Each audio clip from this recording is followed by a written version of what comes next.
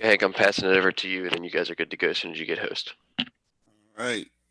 So Christina, let me make sure you've got co-host. I've got it.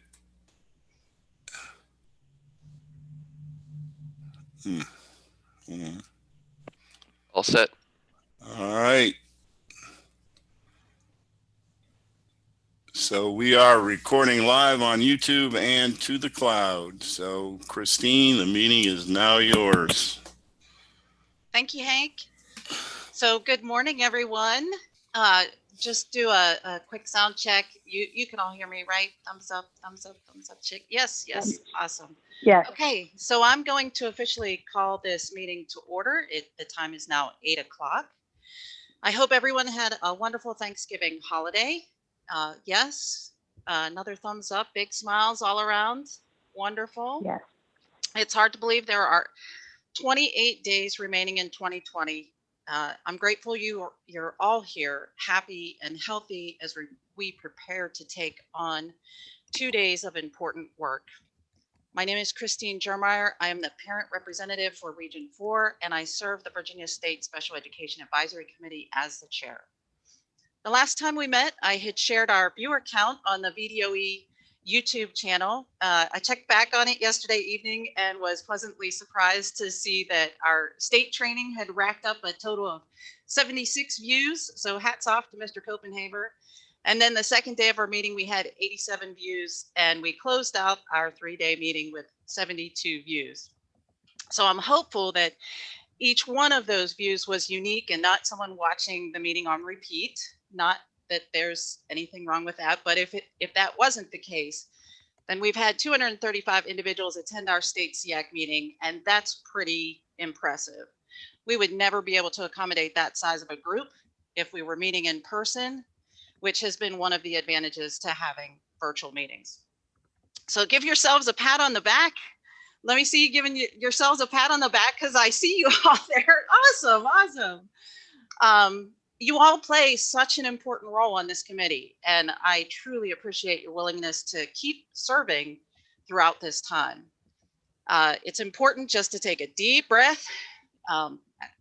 We could do that together. Just inhale some courage, exhale fear, and pause for a moment before we begin. So for those of you who may be watching this live stream, I would like to thank you for joining us. It means a great deal that you have made this meeting a priority, and I hope we can offer solutions as we conduct our work. Our purpose is to promote the education of children with disabilities, and we accomplish this by providing advice and policy guidance to the Virginia Board of Education and the Virginia Department of Education once it has been gathered from citizen input and the various constituency groups each of us represents. So at this time, I would like to call the roll of the membership. As I call your name, please respond with your full name and tell us which constituency group you represent. And we have a new member that I'll be introducing at the end of the roll call, and I'll ask him to share a little bit about himself when we get to him. So I will begin with Danny. Hi, I'm Dr. Danny Allen Bronaugh, and I am from the higher ed constituency. Excellent. Meredith.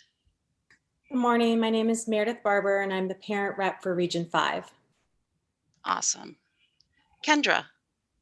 Good morning. My name is Kendra Belcher, and I'm the representative for transition services for students with disabilities. Awesome. Suzanne. Good morning. My name is Suzanne Bowers. I'm the executive director of PTSI, which is the Parent Training Information Center for Virginia, and I am an ad hoc member representing parents of children with disabilities in general throughout Virginia. Awesome. Let's see, did Delana? No. I'm here. Oh, you're here. Oh, there you are. Oh, I'm sorry. I'm so sorry. Can you hear me? Yes, yes, okay. Yes. I'm Dalana Curry, the teacher representative for the special education teachers in the Commonwealth of Virginia. I'm from Region 3. Awesome.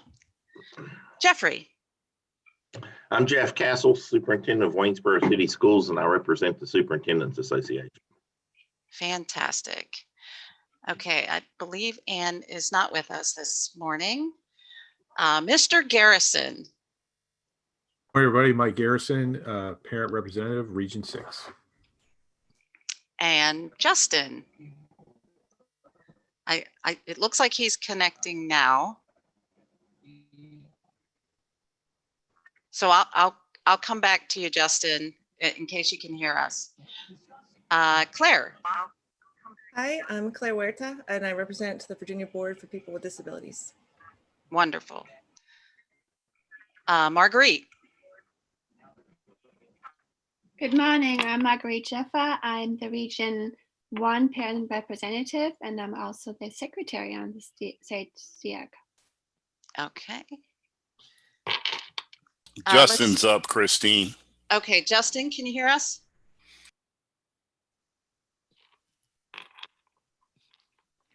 I see that he's muted.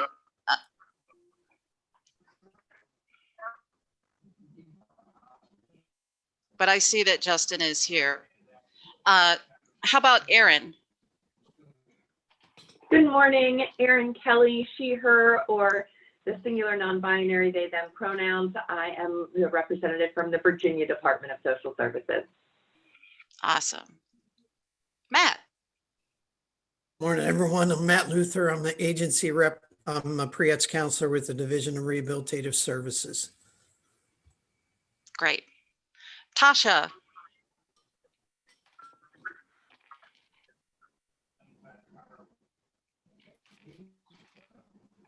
I see Tasha.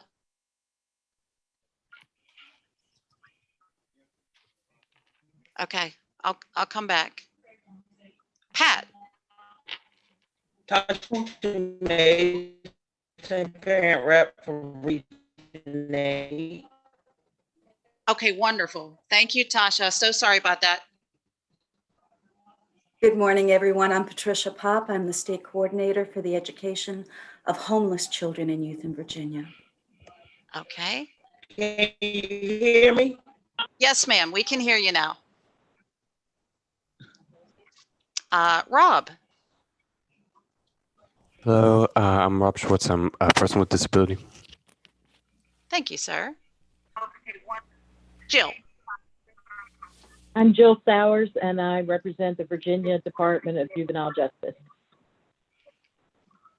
Okay, and Reagan. I'm Reagan Stiltner, and I'm the parent rep for Region 7. Okay. Brian. Good morning. My name is Brian Sumo. I'm the principal of Rivermont School, Roanoke Southeast, and I represent private schools. Awesome. Joan. Good morning. Joan Sumner, parent rep for Region 3. Fantastic. And Sandy, did Sandy join the call? I don't see her. Okay. And now the newest member of the committee, Mr. Michael Willon, parent representative of Region 2. Michael, do you want to share a few words with the committee? Sure. Thanks. I'm glad to be here. I'm a retired school superintendent, so lifelong public school educator, elementary school, middle school, high school, done them all. We've worked across the country. My better half is a active duty Army lieutenant colonel.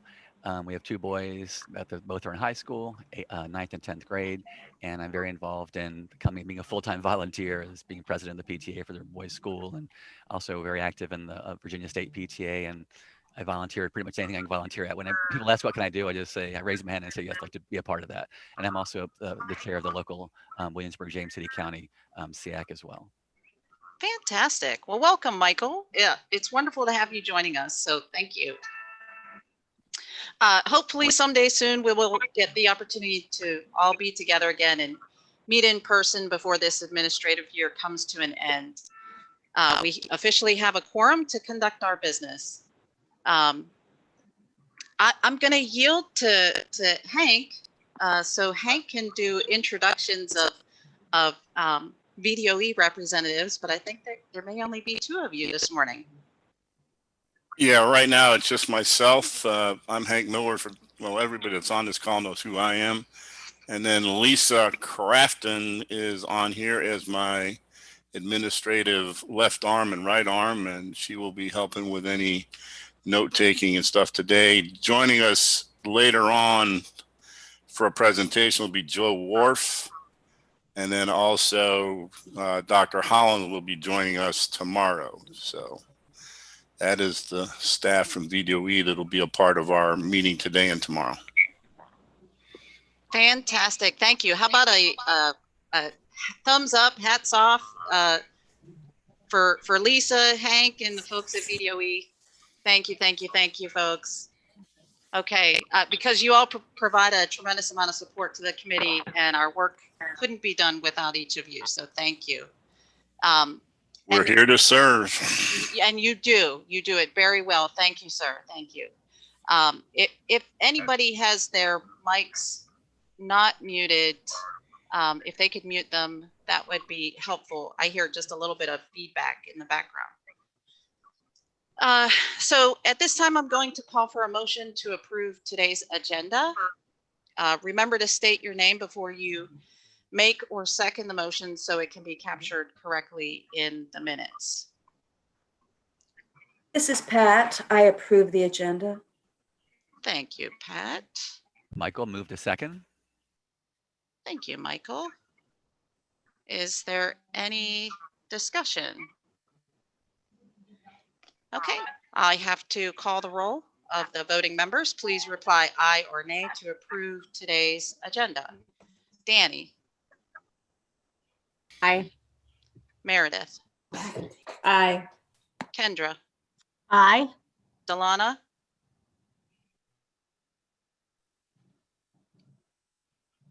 She may have stepped out. Jeff. Aye. Excuse me. Aye. Mr. Garrison. Aye. Justin. Hold on. Aye. Awesome. Thank you, sir. Welcome. Marguerite. Aye. Aaron. Aye. Matt. Aye. Tasha. Aye. Thank you. Pat. Aye. Rob. Aye. Jill. Aye. Reagan. Aye. Brian. Aye. Joan. Sorry, and I had to unmute myself. Aye. That's no problem. It's just an extra step. We're getting used to this. I know.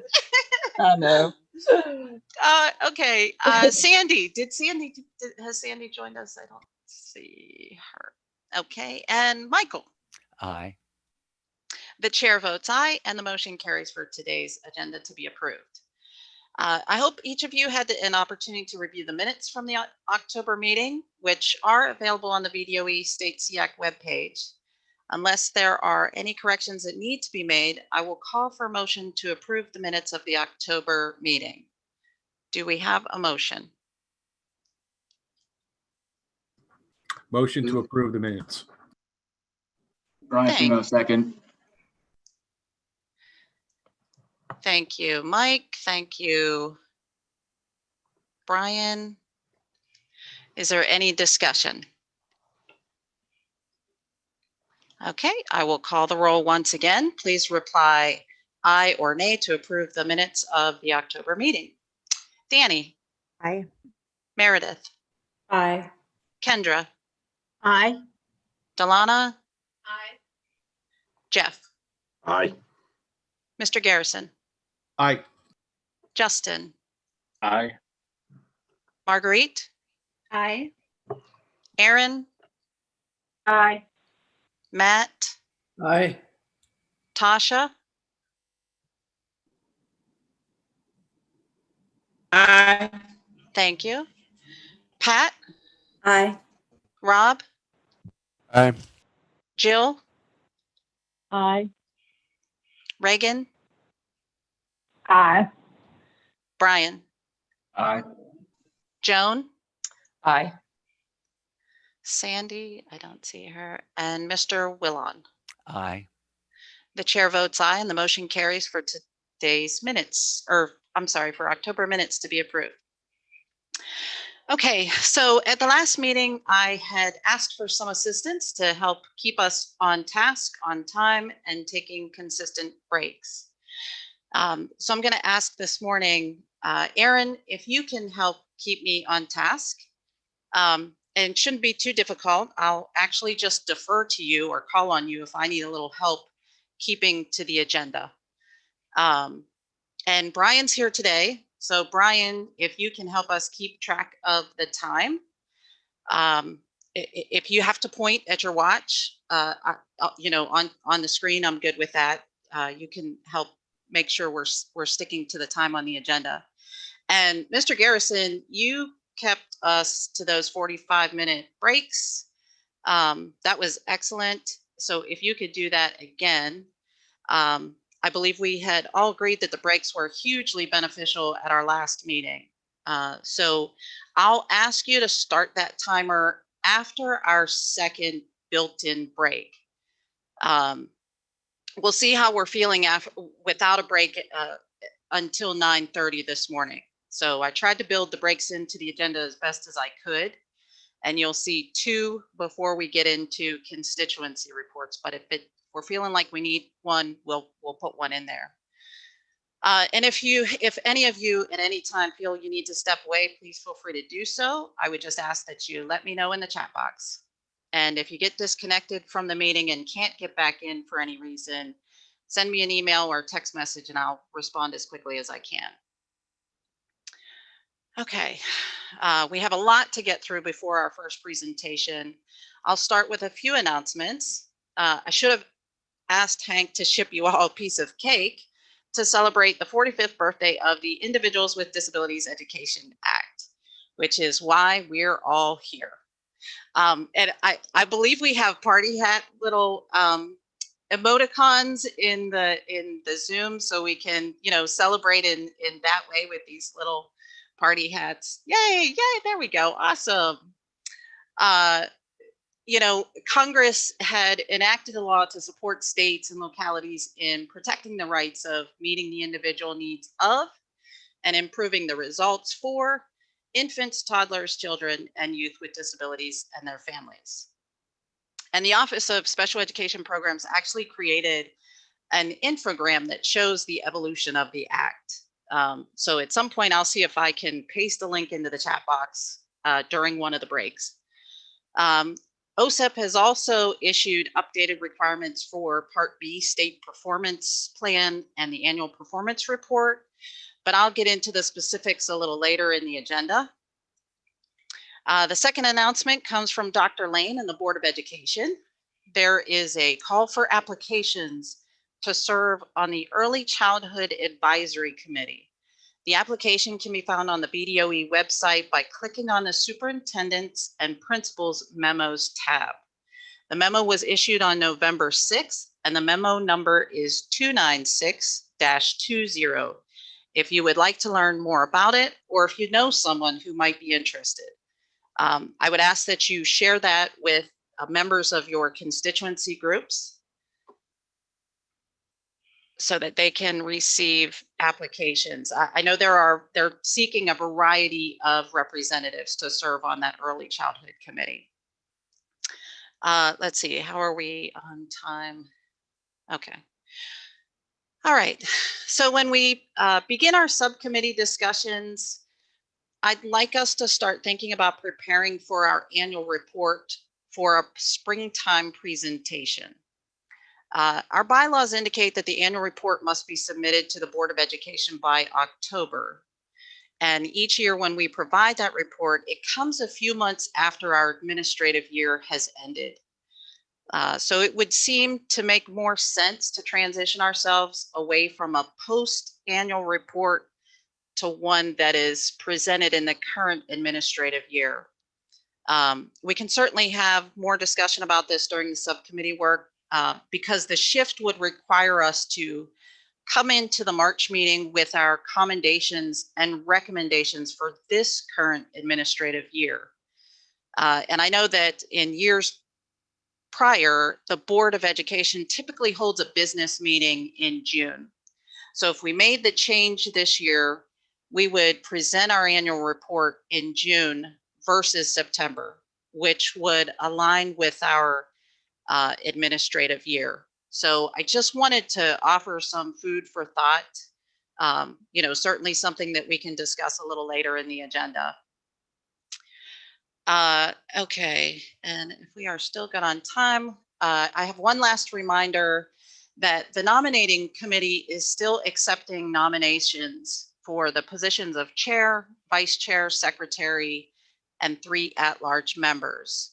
So some of you have been contacted to see if you would like to accept or decline the nomination. If you haven't thought about nominating someone on the committee, or you would like to nominate yourself, please feel free to email Justin, Brian, or myself before tomorrow. We'll present a slate of the nominations will be shared before we close out the business tomorrow. But the nominations will remain open until the March election is held. I know I've covered quite a bit in a short amount of time, and I want to be mindful of our time to allow Hank the opportunity to report on the public comment that was received during our October meeting. So Hank, do you want to give an update to the committee?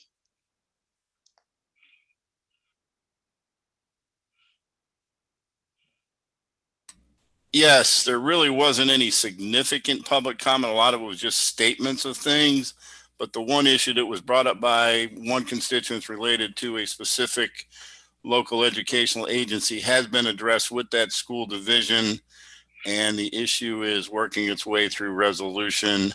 And we had actually already been working on that issue prior to receiving the comment from the constituent through the Sseac. So all of the public comment from October has been addressed and duly closed out. Okay, great. We've got a couple minutes. Are there any questions about some of the information that I presented to you all? No, we're good. We're good. All right, so I guess I'll do the introduction of our presenter this morning. Mr. Hank Millward, Director of the Office of Facilities and Family Engagement with the Department of Special Education and Student Services at the Virginia Department of Education, is here to present the annual report on dispute resolution. So I'm going to yield the floor to Hank. I'm going to do the best I can for y'all. Hold on, I'm having trouble bringing up my PowerPoint. Why can't I get to my PowerPoint? We can see your PowerPoint. Yeah, but I can't. I got to get it started. That's the problem. Hold on. This worked fine this morning, as always. Hank, click enable content in the yellow line. I did that. Yeah, I just can't get to the toolbar. There we go. I'll do it this way. All right, can everybody see that? Yes, sir. You got a full screen view? Yes. All right. Yes, I am pinch hitting for Pat Haynes today. She has got some things that have come up and wasn't able to present today, and it was kind of a last minute change. So I don't have the exact presentation that she would have presented to you, but I did put together some information yesterday to present today. And if you've got continuing questions, I may be able to answer them along the way. If not, we will certainly get Pat Haynes to do so, either through communications right after the meeting, or maybe having her come back in. If we don't cover this in the detail that you all were looking for, have her represent in March. So we will go through that. I know we've seen this presentation many times, but there's some things that, given I was given the opportunity to get in front of you to talk about some things, And with the amount of new people we've had on the Sseac, I thought I would talk a little bit, not just about our report, but some of the dispute resolution options that we have available, and make sure that everybody kind of understands what those options are and how they play into the process. And the first one that I know a lot of people are probably wondering about, they may not even have heard of before, is the facilitated IEP. And I'll talk about that in depth. And then we'll talk a little bit about mediation, state complaints, due process hearings, and expedited due process hearings as we go through this. So what is a facilitated IEP meeting? A lot of people make the incorrect assumption that this is kind of like a mediated meeting. It is not. It is a facilitated meeting, meaning that there is a voluntary request from both an LEA and a parent to engage in a process of facilitation when discussions and interactions at IEP meetings are becoming unproductive, the climate is getting, negative, and you just seem to be meeting for the purpose of meeting and then end up not moving forward anywhere, and relationships are starting to fray and people are just losing faith in the process. So we have come up with this facilitated IEP process at the department. So hopefully that we can resolve some of those concerns and get meetings to be more productive at the local level and not have parents having to file state complaints or seek due process on what would be considered just more procedural issues and potentially professional issues between both both sides. Y'all have sat in meetings where sometimes it gets contentious and people do and say things that they probably didn't mean to say, and that does create a kind of a disconnect. So this process is designed to bring someone in that's a trained facilitator to keep the meeting on track relating to the content of the process and to move the process along. Work with the group to, better communicate, keeping them in a civil tone, keeping things moving in a positive direction, maybe indicating we need to take a break at different points. So we can get a facilitator in that is a trained person by the department. Most of our facilitators are retired special education directors or have been deeply immersed in the special education process. So they are very well qualified and capable, one, in understanding the process, and two, probably having sat in the seat to be able to anticipate and work through issues that may arise during a meeting. And again, this is voluntary on both parties. In other words, it can't be forced upon a parent. It can't be forced upon the LEA. Excuse me. So the facilitator also has to be acceptable to both parties.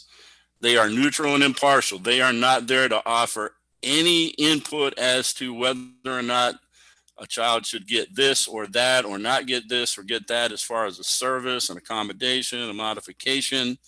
They are totally neutral and impartial in regards to the content of an IEP. They are there to facilitate that process. They are not an advocate for any party. They're an advocate for the process itself.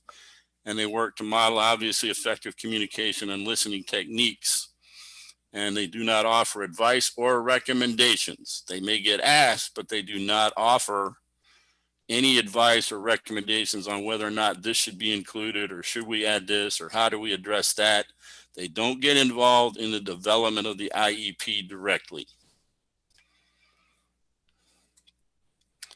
And as I said, it does not give advice or recommendation. They're not a mediator. They are not there to mediate and come up where everybody comes up to an agreement. They are not a member of the IEP team. They're not a consultant or a trainer.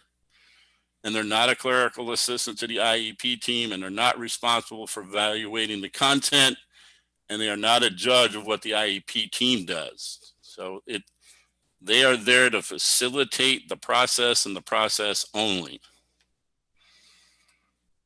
And so what can we expect from the facilitators if they do agree to a facilitated IEP?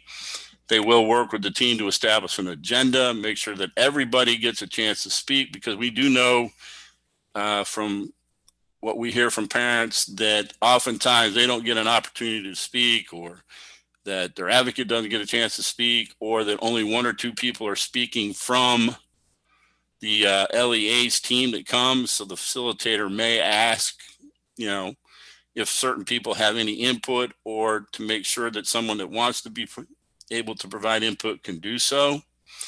And they work to keep the team on task and within the allotted time. That doesn't mean that any meeting that's facilitated is going to end at the appointed time and everything will be completed, but they're going to work to keep the team on task and not waste time bantering over things that are not relevant to the process. And then they seek to improve clarity and understanding in the communication process. And this was started about 2 years ago and was piloted primarily up in the Northern Virginia area, but is now something that is available to parents throughout the Commonwealth. And it has been used with great success. As with everything, not everything that we do is 100%, but the facilitated IEP process has proven to be a very viable way to get parents and school divisions to be more collaborative in their communication, at least during that meeting. And in many cases, that newly learned communication skill is translated over and continues, and parents have learned to better communicate with their LEA on their concerns, and LEAs have learned how to better communicate with parents in response to their questions, especially when they have to tell a parent no. So we find that this process has been very beneficial, and we are now starting to encourage its use when parents and or an LEA feels that the process has been stymied by a lack of communication. And if it's my understanding that we've had more facilitated IEP meeting requests from LEAs than we have had from parents. So the LEAs themselves see this as a very viable way to try to reconnect with their parents, those that they've had a contentious relationship with, and it has proven to be very beneficial. So does anybody have any questions about the facilitated IEP process?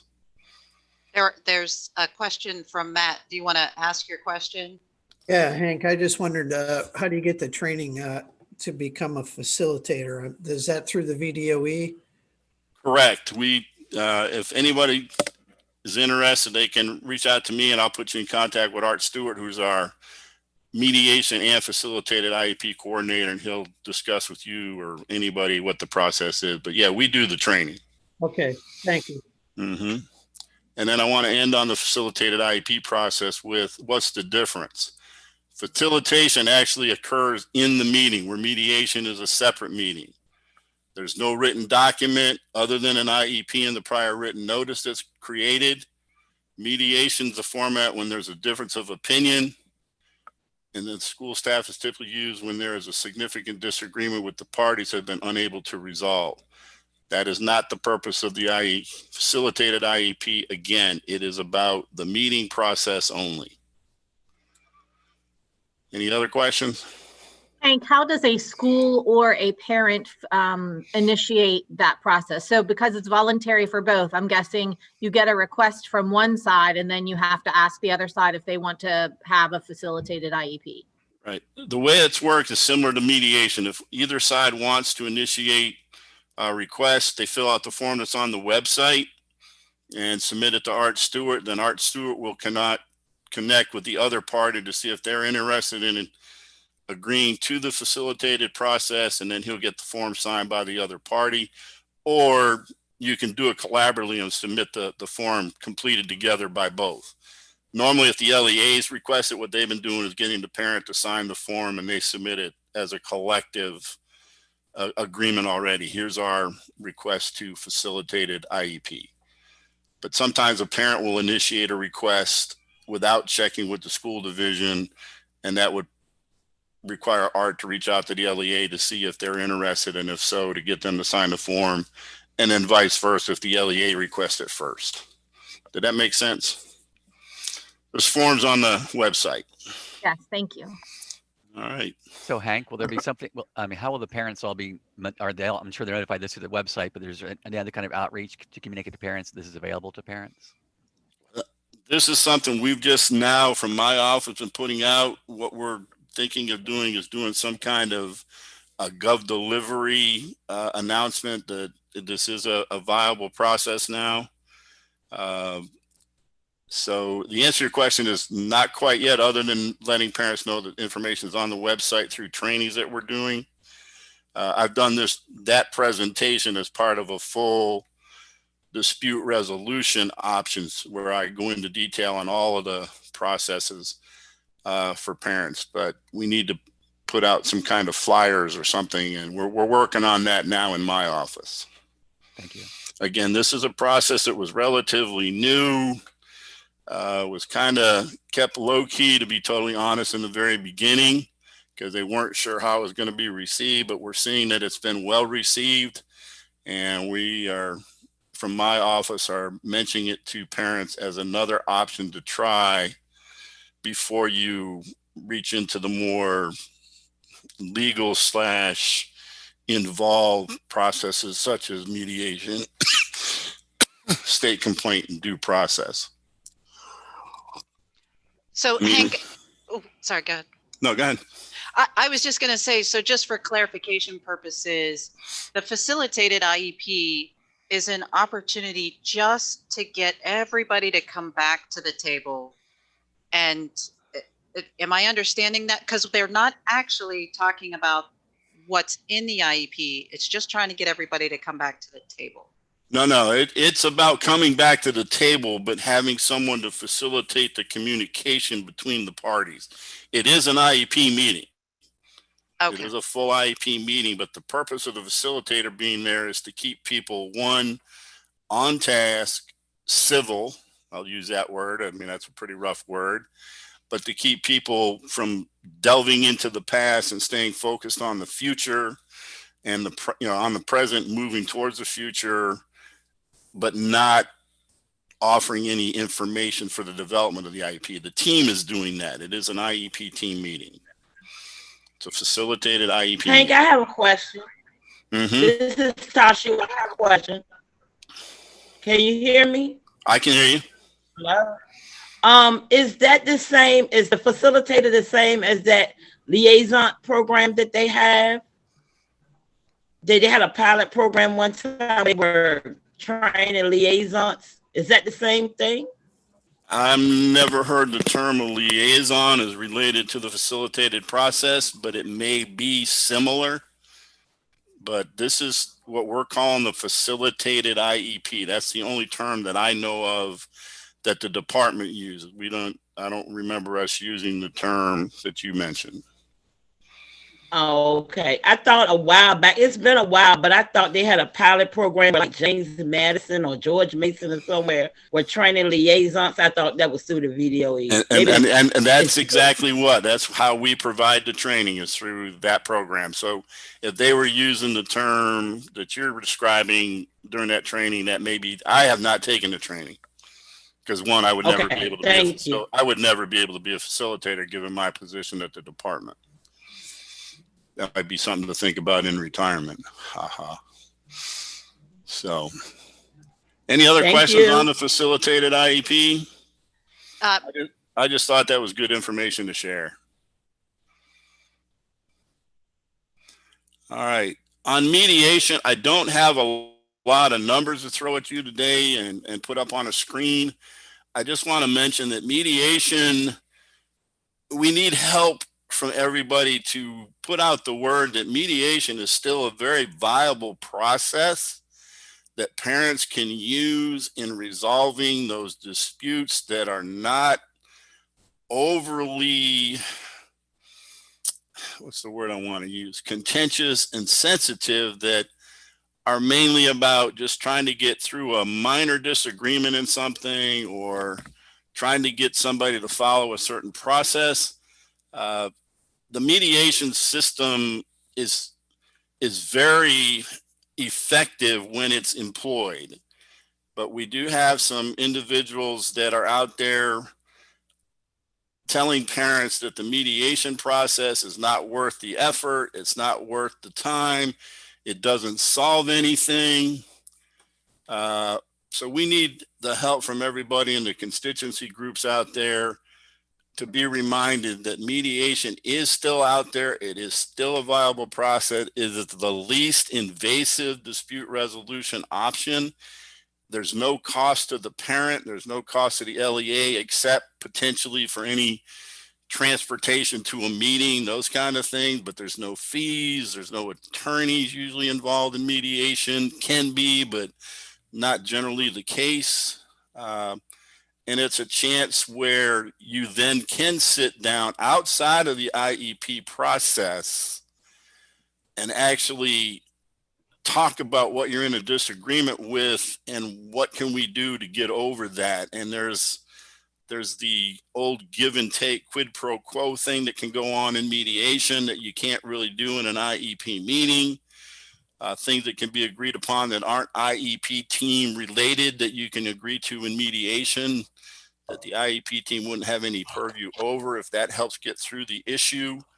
So we would encourage mediation. My office, when we're working with parents and talking to advocates, we stress that mediation is a very viable option.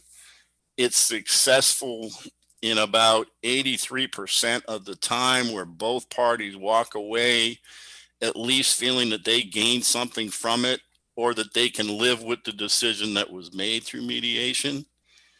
And if you do come up with an agreement in mediation, it is a legally binding document that's enforceable through the court. So it's not like due process, but it certainly is a good way to address things in a less formal, contentious, legal, expensive means of a due process hearing.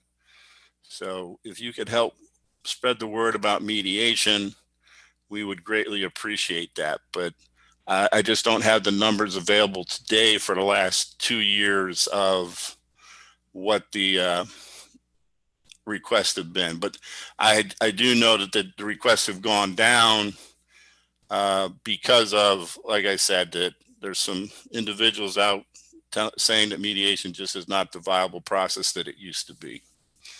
So, Hank, yes, do ma'am. you have a link that you could share where more information about mediation and facilitation is on your website? I do. I can provide that after the meeting. I can get to that and put it out there for everybody. That'd be great. Thanks. Yep. All right. Any other questions on mediation? Just real quick, Hank, you're doing these in the order that folks should approach the process. Start with facilitated IEP if you feel like there's a breakdown before you move into mediation. No, I'm not saying it that way. I'm putting them in the order of how I believe that they should flow. But there is nothing that prohibits a parent from bypassing a facilitated meeting and going straight to mediation. There's nothing that prevents a parent from going straight to a state complaint or a due process hearing. There is no requirement to go through any one stage before the other.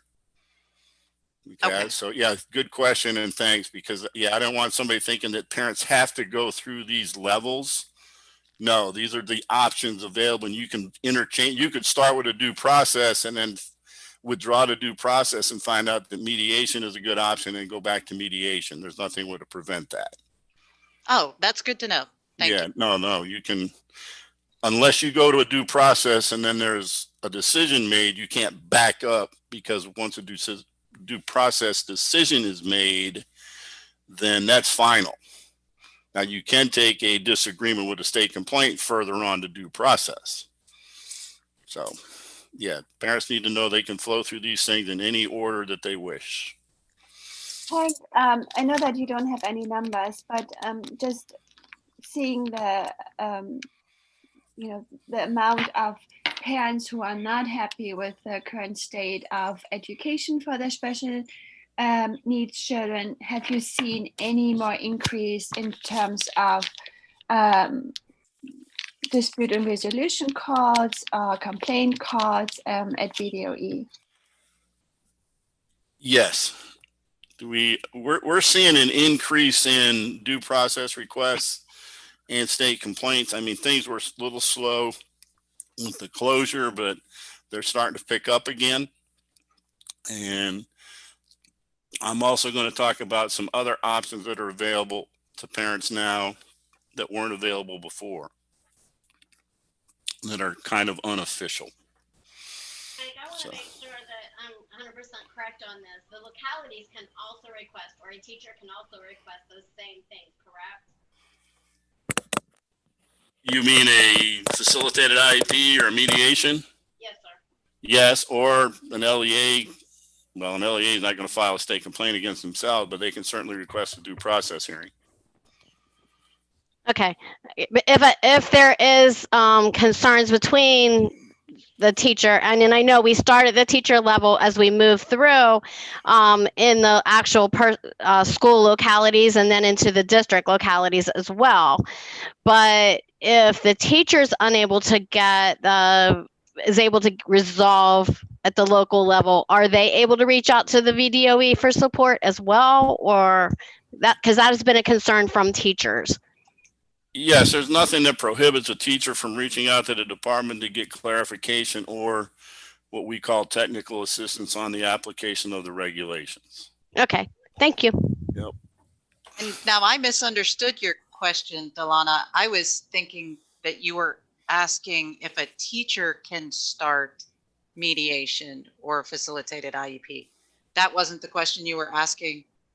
The question I was asking, and I think I got clarification from Hank, but it's coming from other teachers questioning that during the pandemic, there has been a lot of concerns, as we all know, and teachers have felt frustrated that on the front line, they aren't always feeling like they're getting what they need from their localities for the protection of due process.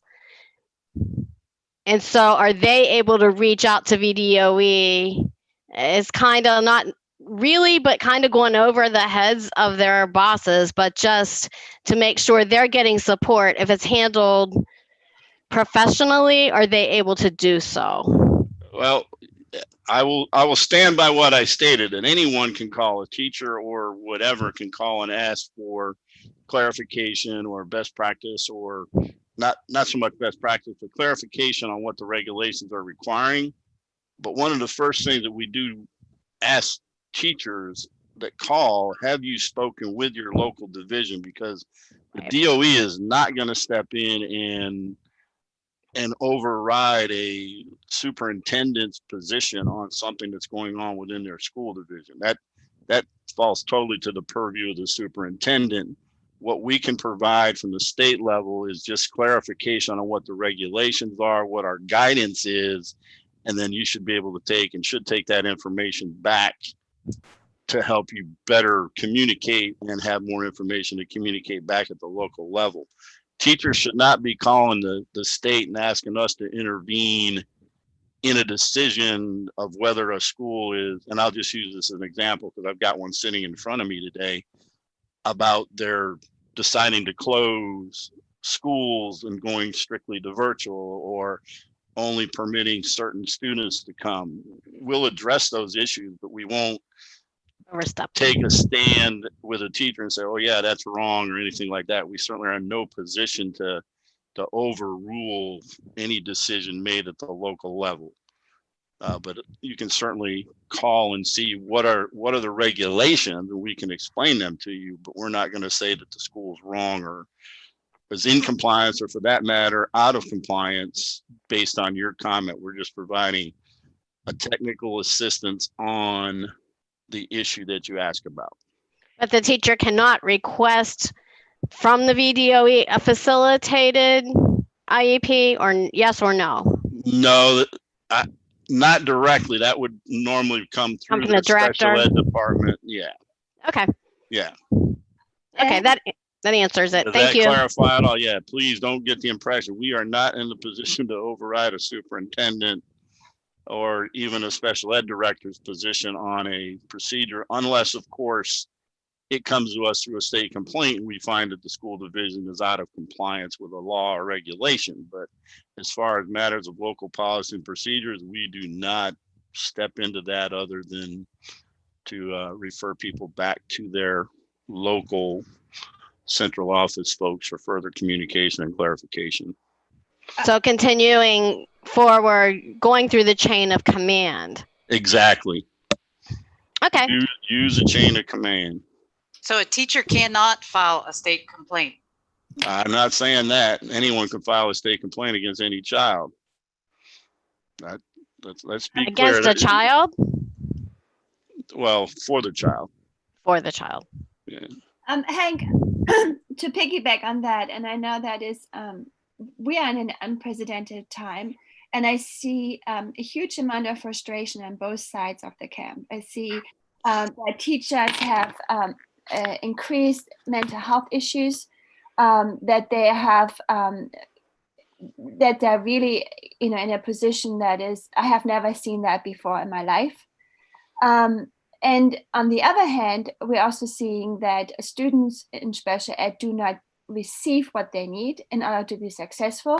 We have a huge amount of students who are failing. I mean, that is now a common knowledge. 83% of special ed students have Fs. So there is a lot amount of frustration on both sides of the camp. I think this is kind of coming into this position. How do we balance this frustration of virtual learning and teachers being pushed to the edge and students do not get what they need? It is a really difficult situation. I think the answer to that question would be better addressed through a different presentation. What I'm here, talking about is the options available to parents and to LEAs when they just find themselves in a straight up disagreement between what constitutes a free and appropriate public education for a student with a disability. These are the options available to everyone to address those in a more formal fashion if we can't work them out, and we continually refer people back to the table, back to the lowest level to work things out. Because even if you go through a state complaint and or due process as a resolution, there's still other things that need to be addressed and massaged to make that thing work right. I mean, again, you got to repair bad vibes, you got to repair, broken roads, those kind of things. So the frustration level, yeah, I think is something that should be addressed, and maybe we should look at doing something in March to bring that to the table from another perspective. Yeah, I agree with this because it's huge and it's very painful to watch both sides. And we need to find a resolution because this is not working. Yeah, we're not going to solve that stress and anxiety and all that through a state complaint or mediation or a due process. That's a whole training and mindset and making sure people have the supports they need. And again, I would check back with your local superintendent if you've got some concerns with that within your own school division on how they're addressing what you're describing. So, all right, let me move on to state complaints where I've got a little bit of data to share with you, and then we will get into due process. For the 1920 school year or reporting period, which was last year, the years start on July 1st and end on June 30th. There were 119 total complaints processed, and 6 of them were COVID-19 specific, meaning they were raising some of the systemic concerns and issues related to the provision of services during COVID. And we're talking, this would be the closure period, not the start of the new school year in much of the case, but they were looking at, the provision of compensatory services, extended school year services. So 119 total complaints last year. And you can see there the recurring issues were, as I said, recovery services. Free appropriate public education is always going to be at the top of the list because that's all encompassing. But things like, are they implementing the IEP appropriately? Those kind of things fall under FAPE too. And then certainly eligibility and placements. And right now, the ongoing issue, and we'll talk more about that going forward, is the eligibility process is coming up because a lot of school divisions are declining to do any reevaluations in a virtual mode, and thus is delaying the completion of triennial reviews and even those initial evaluations. The timelines, though, for both of those have not been extended or otherwise modified. So we have issues of potentially non-compliance if the school divisions aren't moving forward with meeting those timelines. And then the issue of placement is a little bit skewed because some people think placement in a virtual environment versus an in-person environment is a change in placement. It could be, depending on how the IEP was written. So all those are the issues that are coming up, that came up more toward the end of last year and were the impetus for the start of this year. And this year so far, we've received 42 total complaints that have been processed, and they continue to get complaints in on a daily basis. And again, the same issues are recurring there. So state complaints haven't stopped. We do have a couple advocates that want to bypass mediation, state complaint, go directly to due process. And this is just a Hank notice that, to me, you want to try and resolve things at the lowest level, which again, you would want to go and work with your SPED director, work through your superintendent's office, those people at the central office. Everybody reports to somebody else. So if you don't get the answer you need at the lower level, go to the next level. And I think somebody mentioned it earlier, the chain of command works best. And it's the same kind of thing with this. And Christine, you kind of touched on this, that yeah, if you follow these, you're hitting the lower levels, but to jump right to due process without at least sitting and talking with somebody about your issue is really not going to get you anywhere quickly, because due process could take a while, number one. But also in a due process, one of the requirements is to have a resolution session. And a resolution session can be just you and the LEA sitting together trying to work it through, or it could be a mediation process. So if you jump to due process, you're going to kind of be bumped back to at least the mediation format to address the issue anyway. So it might be wise to just start there and see if you can't resolve the issue at that level. That's just an aside note. So that's our complaint activity as of, this was actually as of today or yesterday. Hank, I have a question. What is that in comparison to last year this time? Do you have any idea on that data? That's a great question. I thought he did. I thought it was the 119. Yeah, there was the 119 last year total. That was the whole year. Yeah, and then for this year, the note that I got from the person that provided me the data was, this is about online with how it started last year. Okay. It's going to pick up as things continue to move forward with the virtual process.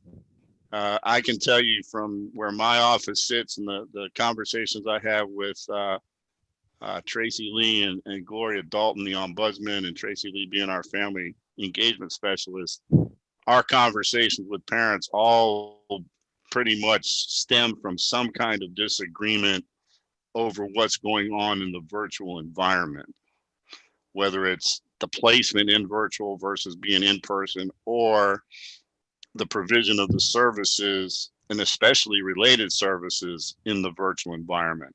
So we're going to see an increase as the year progresses.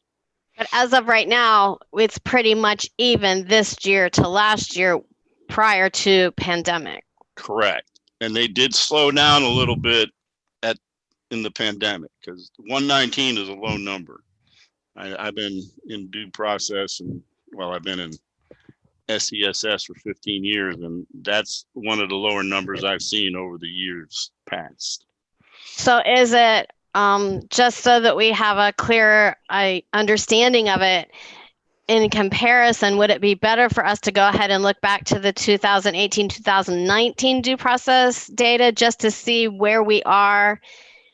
Because the concern is, and again, from the teacher's perspective as well, and Marguerite's already touched on that, how to best service the students in this time, making sure that both the teachers and the students are getting what they need for the support. And so how can we cut down those, going back to, yes, it's the relationships, bottom line, between the parent and the teacher before we go even further. You know, that's totally the bottom line, and that is what needs to make sure we address. But Right. how do we protect both sides? Right. I'm going to show you some data and where you can find the information you just mentioned on due process. I mean, you can get more information than you probably would want. And I'm going to connect you with some links. I'm going to walk you through some of the data. Hank, Oh, I'm sorry. Go ahead. I'm kind of surprised that parents do not file for more due process or mediation at this time, because I hear that quite a bit. What is the reason behind it? Because I know that we had quite a bit, I think in 2017, 18, 19, we had 164 due processes, if I remember correctly from the data that we had presented by Pat Haynes. Right. So what is the reason that we do not see a substantial increase in due processes? Or, I mean, those data are data. Is this because parents are holding back? Is this because they're to work with the LAAs? What is the reason behind it? Because I hear so much grumbling. I hear so much pain that that parents are presenting or talking about, and yet the numbers do not match up. Well, and the quick answer to your question, I think the reason most parents don't access due process or any of the dispute resolution options is they're not fully aware of what they are and what they can do.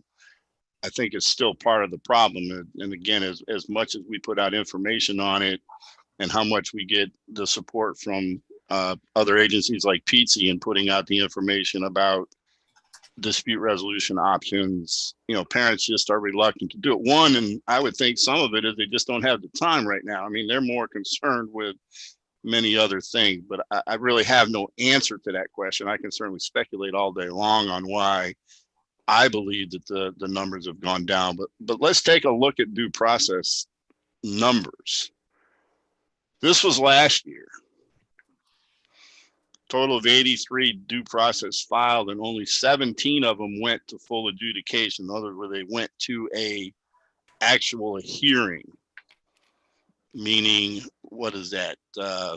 66 were either dismissed or resolved in some other fashion, maybe going through the resolution session that I'd mentioned earlier, or the parent pulls it and goes to mediation and resolves it. But when you look at the number that get filed and the number that actually go to full adjudication, you know, that is a little telling right there. And then when you look at who prevails, 10 were in favor, not in favor, where the LEA prevailed on the issue, and 7 were split, meaning both the parent and the LEA prevailed on at least one issue within the due process. So you can see that the numbers are a little suspect, but when they go to full adjudication, you can see that right now, last year they were, you know, I won't say they're even, but they're, you know, a pretty fair representation where both parties are getting a benefit of going to due process. And then if you look at what's going on in the due process, it's the same issues. the free appropriate public education, eligibility, placement, and then appeals from manifestation determination review meeting. A lot of that went on last year. So far this year, there's been 36 due process and only 2 of them have gone to decision. And there was 1 for the LEA and 1 that was split. So the due process is there. And if you can take from filing to going actually to adjudication and thinking and hoping that in between there is a resolution, then the process is viable. It's just that the due process is a little bit more litigious. It involves testimony, it involves swearing in of witnesses. It's similar to a court proceeding where the hearing officer sits and makes a final determination based on the evidence, based on testimony and questioning of witnesses. So it does kind of tie into a legal proceeding. And generally, you're going to require an attorney as a parent because the school division certainly is not going to enter into a due process without being represented by their attorney. And that's not to say that parents can't file and represent themselves well in a due process, but the big thing about due process and about special ed is you need to understand what the law is and be able to talk about cases and decisions before, which is oftentimes outside the purview or ability of a parent. I mean, I'm seeing many parents that are very well versed in special education, the law itself, but its application and what the law says about it, many parents haven't done that research. So trying to defend themselves in a due process or present their case in a due process is difficult for a parent, but it can be done. I know of at least one case that a parent filed due process and presented it themselves and they prevailed on all points. So not to say it's not doable, it's just difficult. So that leads me to a question, Hank. How often does the parent prevail in due process proceedings? I mean, because looking at what you just shared with us, you know, it looks like more often than not, it's the LEA that prevails.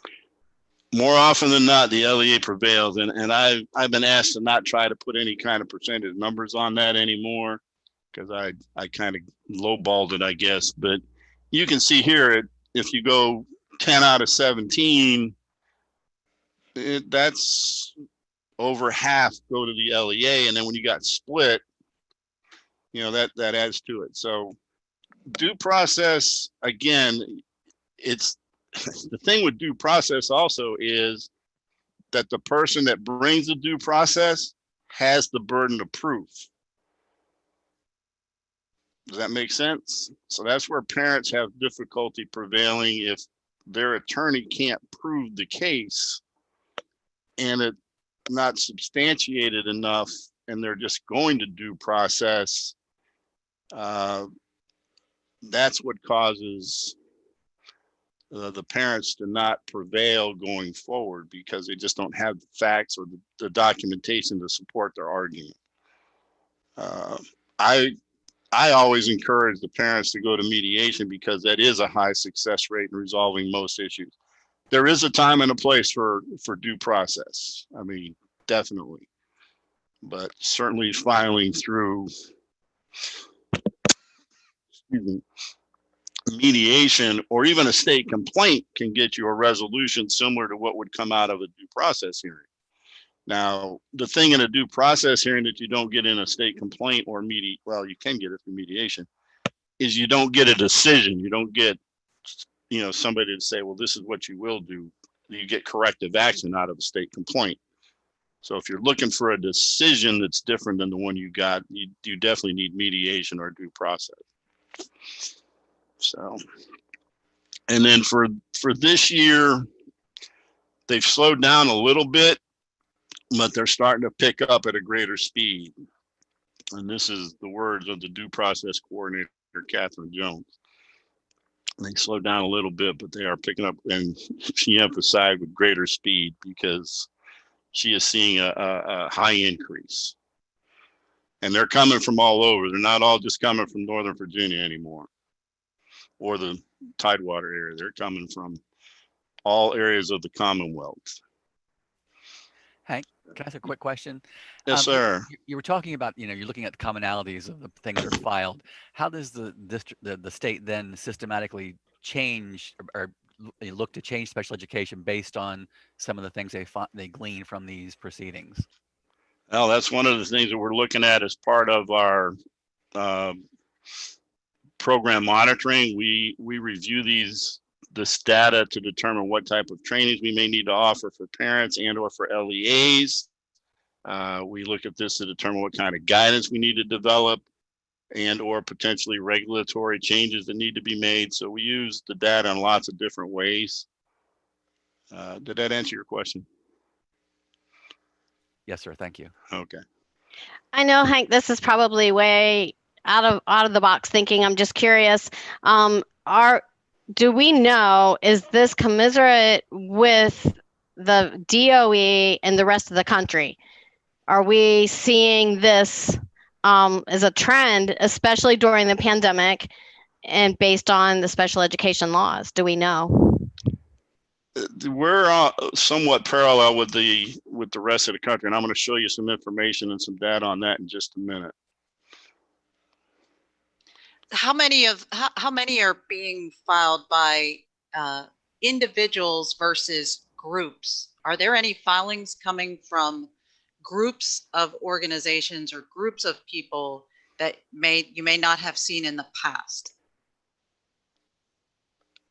You mean like the PTA filing a major complaint against the school division or something like that? Correct. Are any of these filings being made by larger organizations or advocacy groups? No, mostly what we see are individuals filing, but what we're seeing right now with COVID, excuse me, is an increase in what we call a systemic complaint, where a parent will file a complaint on their child and then also present documentation and or allegations to support that it's systemic across the school division or within a certain school. So yeah, we don't see a lot of like a group complaint coming like from legal aid or anything like that. That's not to say that they haven't filed on an individual student, but we don't get them. We haven't seen anybody filing as a large group against one student, no, or against a school division, excuse me. Okay, thank you. I mean, not that it couldn't happen, but. Well, I think back to a few years ago where it was like a group of parents out of a locality that were filing, and I don't know if they were filing individually or they filed as a single group.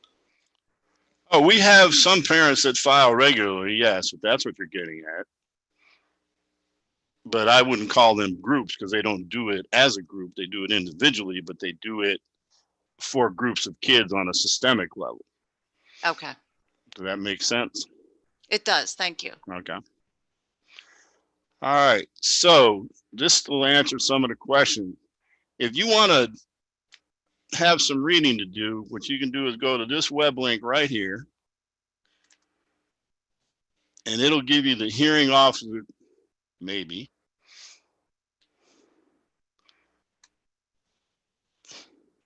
Come on up, please. This all worked last night. There you go. This is on the VDOE webpage.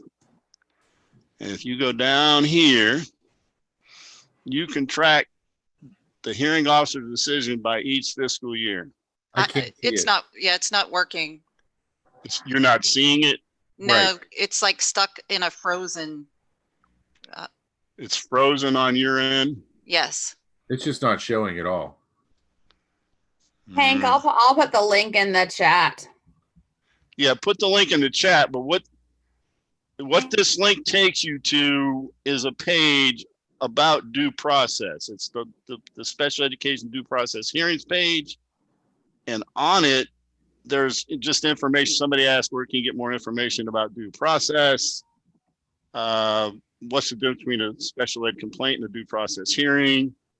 The documents to file a due process. And then the biggest thing that I wanted to show you today, which obviously I'm not able to, is there is a listing by year of all of the decisions that have been made and entered into our database.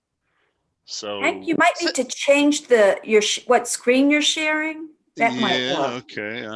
Right. I put the link in the chat, and if you scroll all the way down on that page, you'll get to the hearing Hank, stop sharing your screen. Okay. So that you can identify or pull up the correct screen to share that shows that information. Ah, there we go. Let me try this.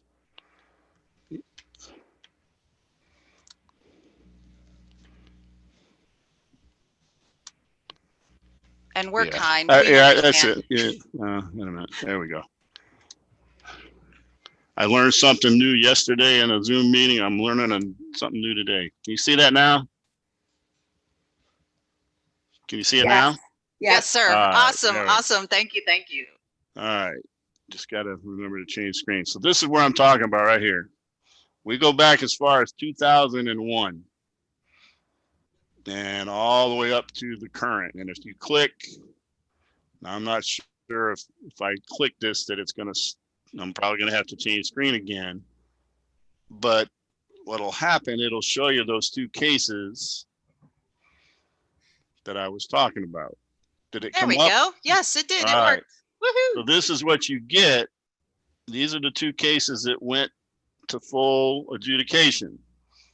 And it tells you the case number. So if you wanted to get more information about it from the department, that would be the case. And then it tells you what it was and what are the main issues. It doesn't tell you the findings on all of these, but it does tell you what the issues were. So that's that one. And if you wanted to go back, let me see if it'll go back. Yep. Boy, I'm feeling special right now. And then this is 1920 cases. So all of those, the 17 that we talked about are listed. Okay. So this is the kind of report you should all see every year is what are we doing and what's the process and what are the issues? And this is it right here. This is where you can pull the issues for every due process that we've done since 2001. Now, what I found interesting though was, and this is the second link that's on the slide that I just left off of, this right here. You want to see what the real issues are. Can everybody see this where it says access to facilities? Yes. Hang on, Hank, just for clarification purposes and anybody who might be watching and trying to keep up with where this information is. I think it was Jeff last month or last meeting mentioned the breadcrumbs. So you've got home, special education tab, resolving disputes, due process hearing, and then hearing officer decisions, index of issues.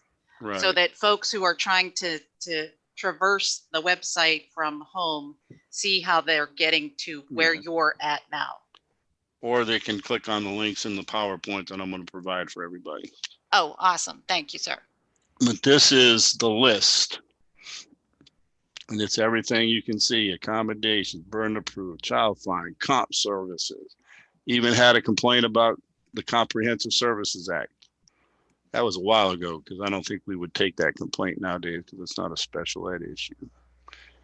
Evaluation, expert statement, extended school year, extended school day.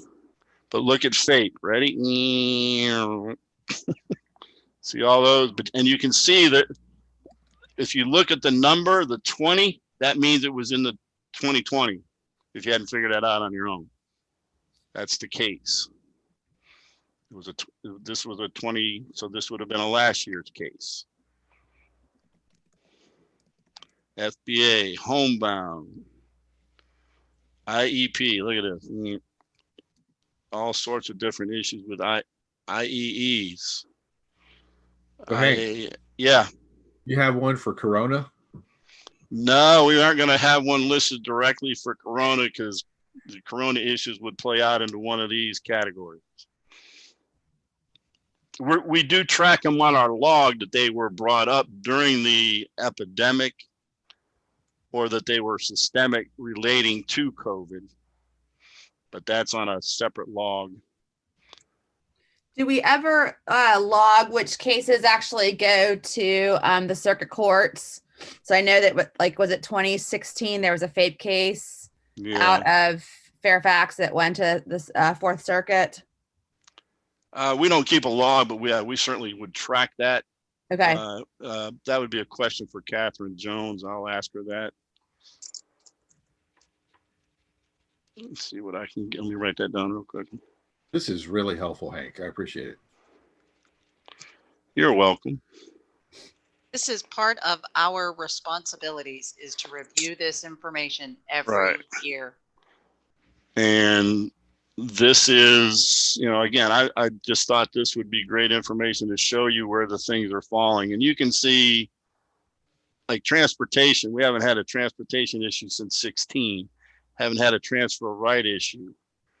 But you can definitely see where we spend most of our dispute resolution is in areas of procedures like placement and eligibility. And somebody mentioned mental anguish. Back in 02, we dealt with mental anguish. And I bet if I bring this up and looked at it in depth, it probably stemmed from the provision of a free, appropriate public education and how, you know, it created mental anguish. Again, that well before my time. I didn't get here till, well, 15 years ago. I'll leave y'all to figure out the math. So, but again, this is available to anybody. It's accessible. So I'm glad you found this to be useful today. So let me stop sharing this screen. Go back to, where do I need to go? Back to my PowerPoint. There we go.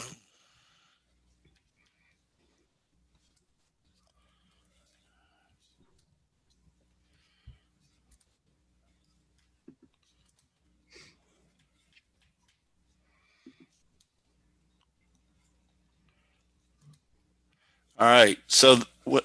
And as I said, these were the decisions by fiscal year that took me to that first page. And then when I clicked up at the top where it said index of issues, this was that link right there. So if you click on that, it'll take you back to the index of issues page that we were just discussing. So a little bit more data review about the comparison, due process hearing and state complaints during COVID, 6-month snapshot. This is done by our cadre, which is a organization out in Eugene, Oregon. And if you ever have the opportunity to go visit Oregon, I would recommend it. I went out there for training a few years ago and it's just awesome. But these people are awesome with collecting data and putting data together for dispute resolution. And they do it for individual states and they do it from a national perspective. And one of the big proponents of working with cadre is Perry Zirkle, and he does and created this document right here, which could be good reading for you. And again, the link is available through the PowerPoint that I will send to you. Are you switching screens? I'm going to switch screens. Hold on. Thank you, sir. I can only do so much at one time. I'm But good. You're doing great. You're doing great. I'm not that good. I just got to get to the right page. There it is. Uh-oh. Okay, there's my Zoom. Where'd my Zoom go?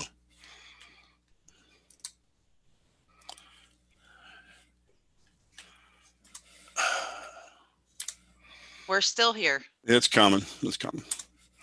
There it is right there. And this is just a snapshot of data, but he's got links in here where you can go get more information. Can you all see this? Mm-hmm. All right. Yes, sir. And he spells out all the legal framework, the code, and he gets into, what are we seeing? And then we get to this little bit of data. I don't know. Can you all see that clearly through the screen? Yes. But this is a national snapshot of what they've seen with regards to what's gone over in the last 6 months, which has been the COVID time period. A total of 432 complaints, due process hearings, with only 11 decisions. So again, you can see the number that end up in adjudication. But the issues, you can see they're still the same. The big one being not the biggest, but a big issue is the evaluation timeline. And again, the big issue for parents across the United States and its commonwealths is IEP implementation and provision of FAPE. And then right behind it would be substantive FAPE during the process of COVID. So yeah, this issue is national. It isn't this a Virginia issue, and that doesn't mean it's any less thing that needs to be looked at just because it's national, but it's a discussion that's going on nationally with SPED directors. And I know Dr. Hollins is always in conference with other directors through NADSD and whatever on ways to address better ways to implement and ensure kids are getting what they deserve and are entitled to, and their IEPs require, as regarding the provision of a free, appropriate public education.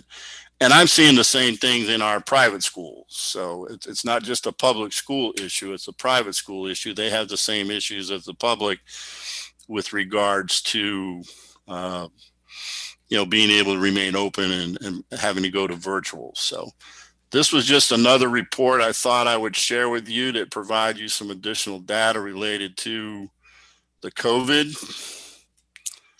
The table that you had there, though, the citation, if I was reading it correctly, was just for 2 states? No, there were 2 states that were minimal in reporting. Okay. That's for everybody. Okay, great. Thank you. Yeah.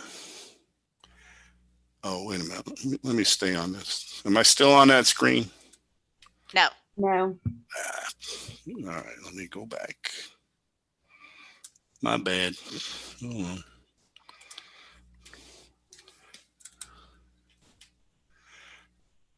Not sure this is the place that it has it, or it's the other slide.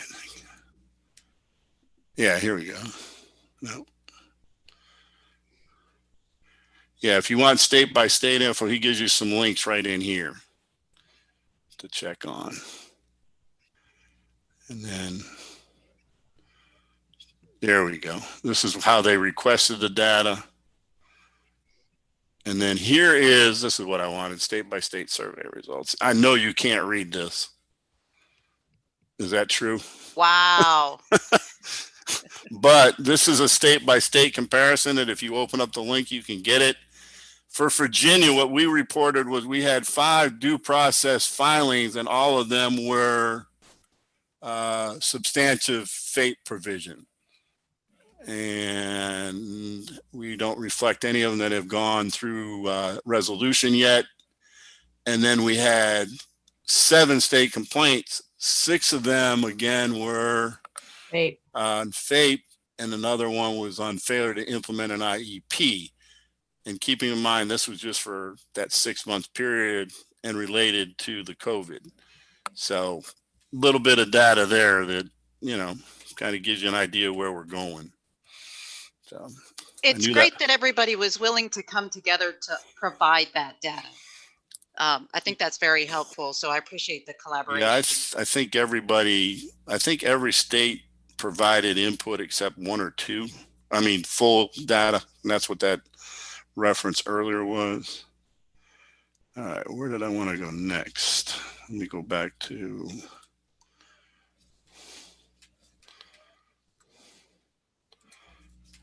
Share my screen. Heck, there's only like a minute left until 9:30.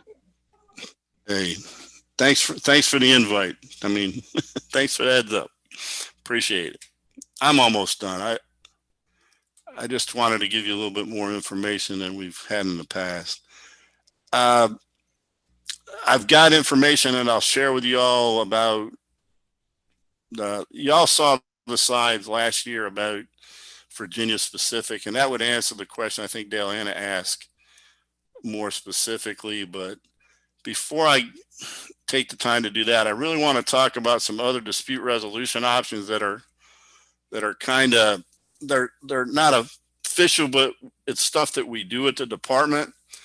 And this kind of ties in with what was talking earlier about when, if someone calls, we offer technical assistance to anyone that'll call us relating to the regulations. And oftentimes from that conversation with a parent, we can now reach out in my office to the SPED director and try to make a connection and work with the school division to get the parent and the school division to collaborate together on the issue, providing some technical assistance potentially to the LEA as to their interpretation of the regulations. And then if the if the issue doesn't resolve itself, then we now have a process in place where my office can elevate a parental inquiry to a more formal review by our federal program monitoring people without the parent having to file a state complaint. In other words, we present the issue to the Special Education Program Improvement Office, outlining the issues and where we believe that there is non-compliance, and then the representative that works with that school division will reach out more directly to offer more technical assistance and potentially determine whether they need to take any corrective action or whatever. So it's not a formalized dispute resolution option, but it's a way now that we can get more issues addressed that either don't need to go to dispute resolution through a state complaint, or that maybe don't really fit into the box, so to speak, of meeting the sufficiency standards for a state complaint. Some issue might be just outside the 1 year timeline, or the parent didn't have enough information to present for a complaint, but after talking with us and us working with the LEA, we've been able to find that there is information, that there is a viable dispute that needs to be addressed and corrected. So this is something new that's been put into place just very recently. We've always been able to reach out and talk to special education directors, but certainly couldn't direct any non-compliance, because as a as a family engagement specialist, the ombudsman, or even in my role as the director, we don't have all of the information in front of us to make a decision whether they're out of compliance or not. We can only facilitate the discussion, but by elevating it to the special education program improvement folks, we will be able to, get a little bit more information from the LEA and be able to help resolve an issue at the lowest level possible. So I really wanted to talk about that too. Any questions for me on this? Anything else that I can talk about? I will get the link to mediation out to everybody here very shortly. I'll put it in the chat, and then I will get an answer from Catherine about where we track and if we track cases going to the court and how we do that. Anything else I need to do for y'all in regards to? You mentioned Catherine a couple times. Her name is not familiar. Is she I'm sorry. Catherine Jones is our due process coordinator. Okay, thank you. She handles all of our due process hearing requests. She makes sure that they're filed, make sure that they get resolved. She's the one to make sure they get entered into the database. for those that knew Ron Geyer's box, she basically took his spot. And she's been there just about a year now, I think. So, Okay, great. Thank you. all right. Any other questions? I'm going to get rid of my screen. So that is your annual dispute resolution report review. Do you need anything further? I don't believe we do, but we're due for a break, and we're right about 9:35. So I know our next presenter is scheduled for 9:35, but I'm going to ask for a 10-minute break. Is that good for everybody? Is that too long? That good for you, Joe? That's fine for me. Sure. Thank you, sir. Sorry, I took a little longer, which is Awesome. Not a normal. problem. Okay. All right. So it's 9:35. We'll see everybody back here at 9:45. Thank you so much.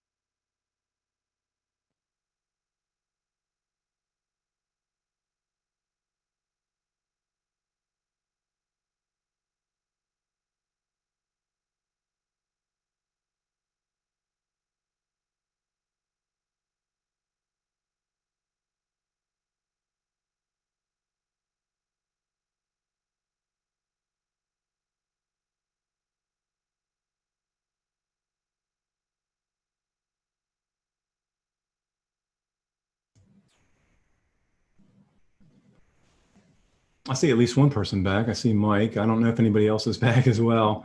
But if you are, I hope you can see the screen with the menti.com on it. It's showing up, Joe. Awesome. If you don't mind going there and see, there's a couple in there. If you can go in, if you're just getting back in, and just give us your self-care strategies. You can answer more than once, or you can just put one in there. We'll take a look at that. That's going to be a part of what we're talking about with social emotional learning. So yeah, if you can do that, it'd be great.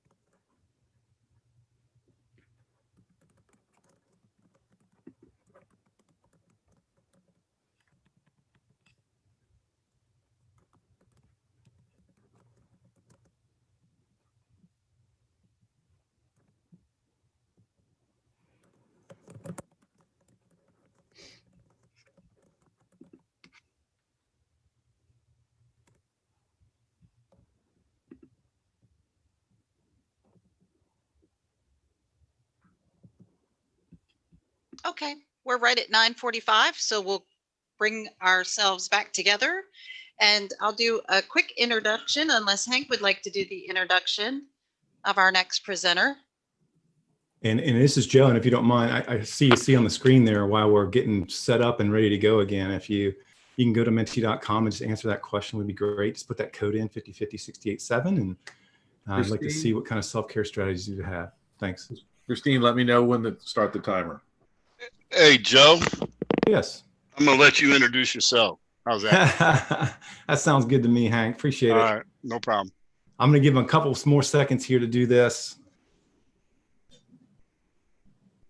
And Mike, we'll wait on the timer until after his presentation. We'll get it started up in the next round. Thanks.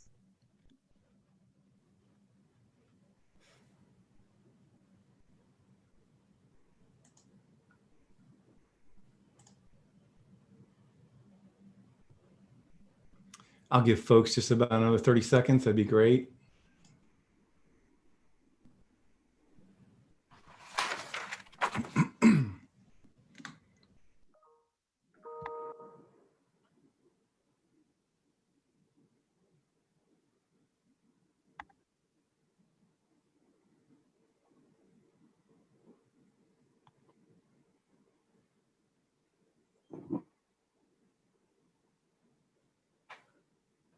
Great. I think we'll go ahead and get started.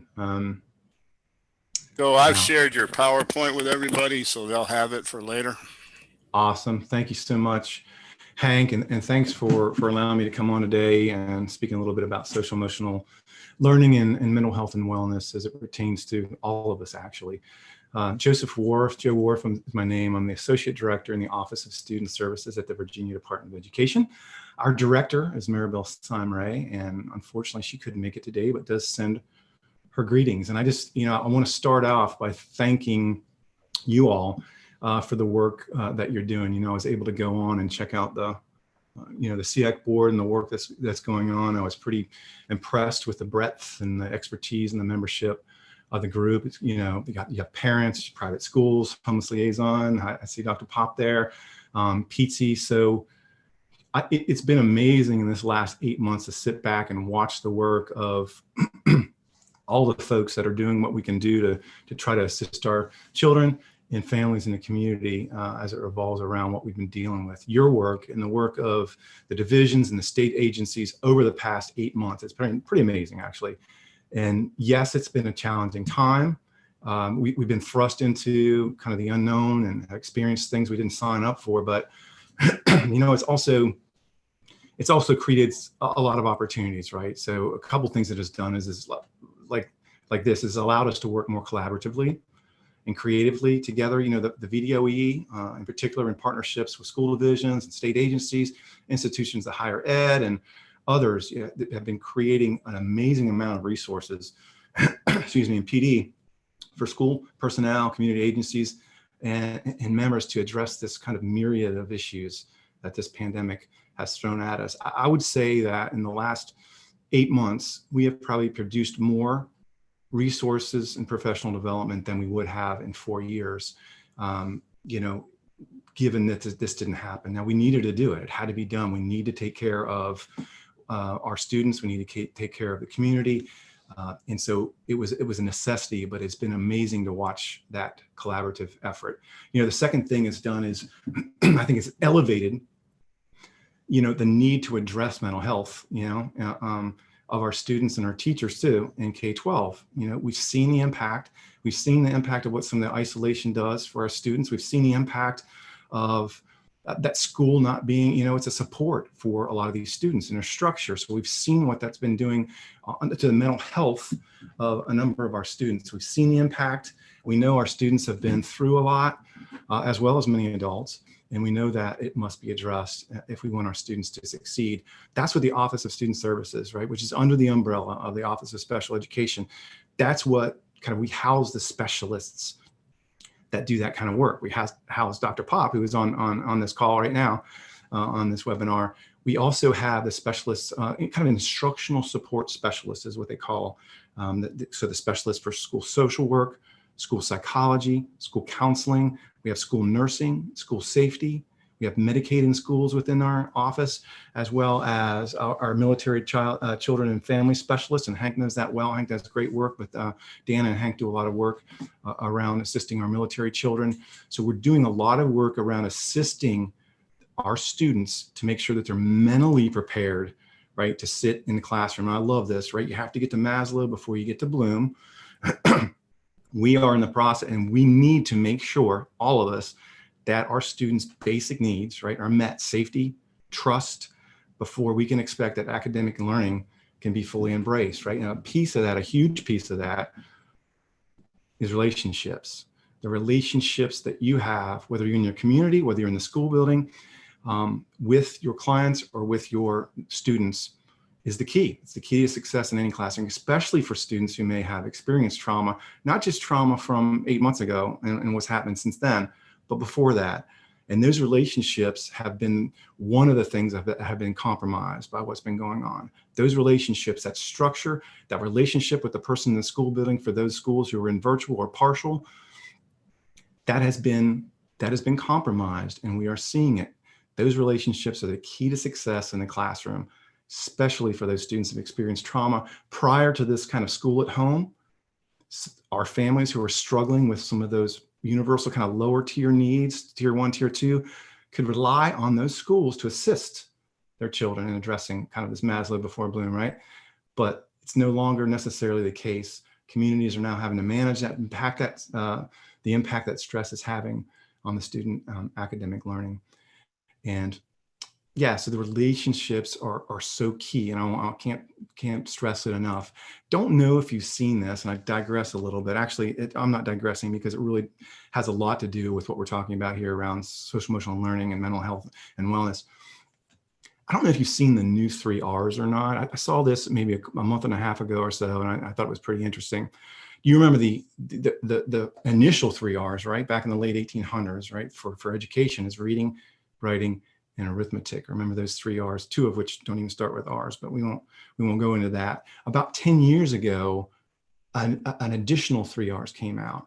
Those 3 R's that came out were rigor, relevance, and relationship. I remember seeing that about 10 years ago. I'm not sure if you saw it. Again, rigor, relevance, and relationship. And those 3 R's really dealt with the fact that, yes, we have to give our students rigor, but we also need to make sure that what we're teaching them and what they're learning is relevant, right? So they can engage. It's relevant to who they are, what's going outside the school building, to help them more engage. And then relationships. Relationships is always going to be there. These 3 new R's are relationships, routines, and resilience. And these have come out since the pandemic, right? So again, relationships, a huge piece of them. They're the active ingredient in any environment. I don't care if we're talking about the school, or we're talking about marriage, whatever we're talking about, they are the key ingredient because research shows, the brain research shows that they actually boost that hormone, oxytocin, right? And it actually activates the learning centers of the brain. That's why we always see students need to have that one, if nothing else, one significant relationship in the school building, right? That relationship's the mechanism through which our students experience that trust. The second thing is routines. Do you have routines? You have to. And are we teaching and helping our students with those routines, or our children with those routines? Routines are something that we have some control over in this uncontrollable, uncertain time, right? It can make our home environment feel safer, and our school environment feel safer and calmer. Our brains are literally prediction machines that they like order, right? And they like know and they love to know what's coming next. And when our environments are orderly, the brain is calmer and better able to learn. And then there's resilience. And I don't have to tell you about resilience. Everybody on this phone call knows a lot about resilience, I would say. But the one thing I will mention, again, for the research, is that many people think of resilience as kind of a one and done. You either have it or you don't have it. But we know, again, from the research, that's not the case. Resilience can be taught. Resilience can be learned. It's like building blocks. And so what are we doing in our school buildings and elsewhere to build that resiliency in our children? What are we doing for that? So as we go back to the Maslow before Bloom, those key things, those routines, the relationships, the resilience, all revolves around making sure that our students have their basic needs met before they go into that learning environment. So what does today look like? What does the next 20 minutes, 30 minutes, whatever, look like? Our agenda is I want to talk to you about SEL. Hank asked me to do that by request from, I believe, you all, to talk a little bit about social emotional learning. I'm going to do that. And I'm going to start with us, right? I'm going to start with the educators and those of us who are out doing this work in the community and elsewhere, even in our households. What is self-care? What are we doing? You know, there's educator social emotional learning skills as well as students. So I'm going to start with what we're doing for ourselves to make sure we're in the position to be able to assist that social emotional learning for our children. Then social emotional learning, we've had the opportunity and the honor through the General Assembly 2020 for the DOE to create standards around social emotional learning. That work is current and ongoing. So I'll talk a little bit about where we are with those social emotional learning standards for K-12. And then throughout this presentation, as well as the end, you'll see resources for educators. Again, there's been so much that has come out. It would be impossible to touch on all of it, but I'll give you links that you can go and spend the weekend diving into to SEL. And so we'll talk about that nationally and state. Both have a number of resources out there. So where do we start? Well, let's start, when we start, like, what is SEL? So what is SEL? And to know about SEL, there's a lot of people in my office that are experts in this. I don't claim to be one of them, but the expert on this nationally and internationally is CASEL, right? The Collaborative for Academic, Social, and Emotional Learning. And CASEL defines social emotional learning as this: the process through which children and adults understand and manage their emotions, set and achieve positive goals, the ability to feel and show empathy for others, to establish and maintain positive relationships, and ability to make responsible decisions. Those are the things right there that we are trying to help ourselves with, and we're trying to help our students in a positive way gain those things that are in that definition right there. CASEL has a lot of resources and information on their website. I would urge you to go to that. I've shared, as Hank said, I've shared this PowerPoint with the group. You'll see the links. You can literally just click on the links within this presentation and go to those specific websites. VDOE also has an SEL webpage with a lot of information, and that link is at the bottom of this slide. And it's that's a jumping off point to go in a lot of different directions, some of which you'll see today and others which you won't. So let's talk about self-care. What are you doing to refuel? What are you doing as educators, parents, professionals, experts, whomever, and whatever you are? What are you doing to make sure that you are in the best possible place to be able to assist your students? There's a couple links there on the right that I'd like to show you that you can go to check out if you'd like to. And I also like to take us really quick, hopefully I can do it, to the Menti and see what kind of answers we have in the Mentimeter. And I wanted to show you the Mentimeter because first of all, it's a pretty cool tool. And second, it may assist us in getting some ideas for ourselves and others. So I'm going to stop sharing. I'm going to share again. I'm going to bring up Menti. And can we see Menti? Might be a little hard to see. Let's see what I can do here. Are we seeing Menti there, folks? Can I just get one person to say yes? Yes. Yes. Awesome. Awesome. I don't know if this is a, okay. So you can see exercise. What are we doing for our self-care strategies during this time? Exercising is on there a couple times, right? As much as possible, elliptical, as much as you can. Walking outside, huge thing. Get the breath of fresh air.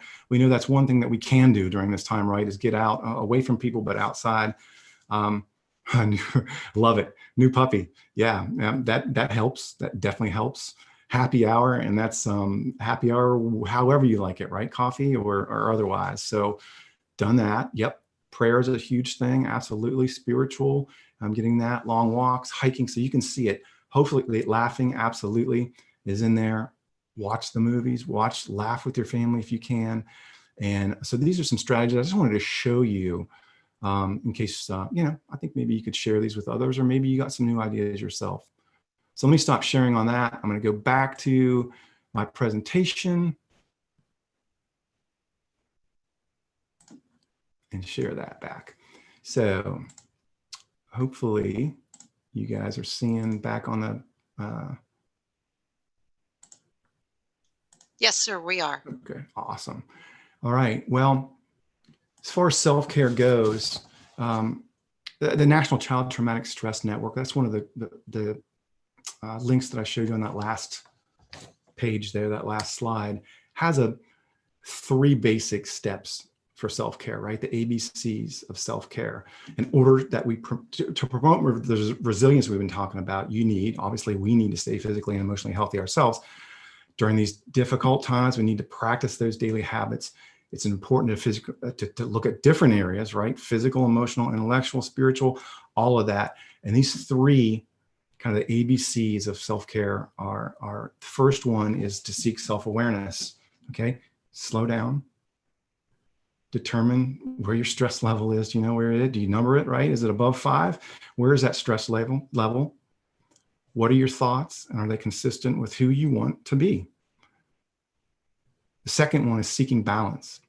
Is there a healthy balance between work, personal life, family, rest, leisure, all of that? I know, I've seen many of you, I know many on this call, you're workaholics. Are you striking that balance? Are you able? There's so much to do and so little time, but make sure that you're striking that balance. The final step is connection.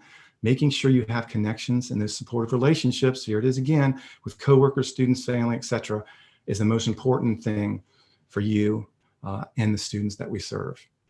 So as we start to talk about self-care, that connection and the importance of that, as we have Maslow comes before Bloom, now we have connection, right? We have to have the connections with others. Those relationship comes before we're able to actually deliver the content we need. So what are you doing day to day in your work or otherwise to be able to get yourself in that position? And for some, it's going to be different than others. Are you practicing perhaps brief relaxation techniques during the workday? The second bullet is probably the most important. Checking in and having somebody to talk to. Do you have colleagues? I could ask everybody on this call right now, and every one of you would know somebody or perhaps is someone who has been going through a lot of this since March alone, right? And you maybe just be single, or you maybe have gone through a divorce. You may have lost a loved one, whatever the case may be. Are we checking in with those colleagues?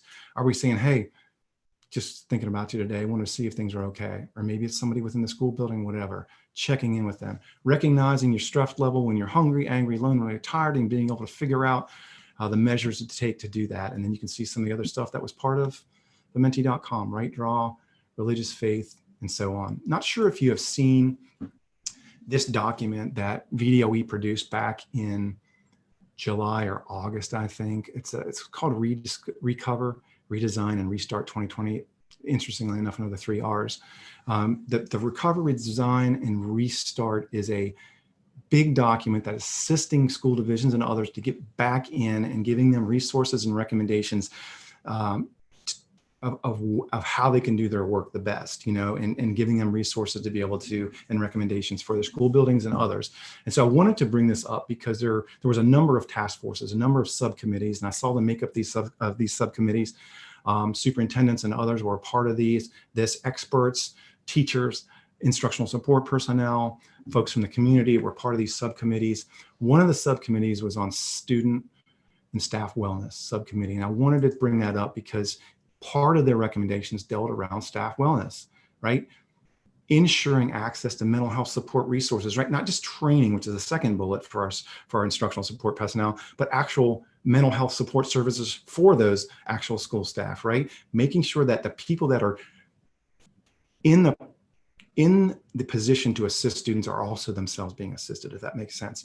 Also training for all school staff to prepare them to promote social emotional learning. It's huge and it needs to be done.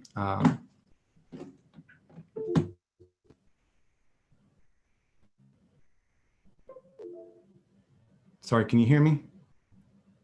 Yes, sir. Okay, I have, oh no. I have frozen up. Yeah, let me see something here real quick. Sorry, everyone. Oh. Give me 1 second. My mouse froze and I'm trying to get it unfrozen. All right, can you see that now?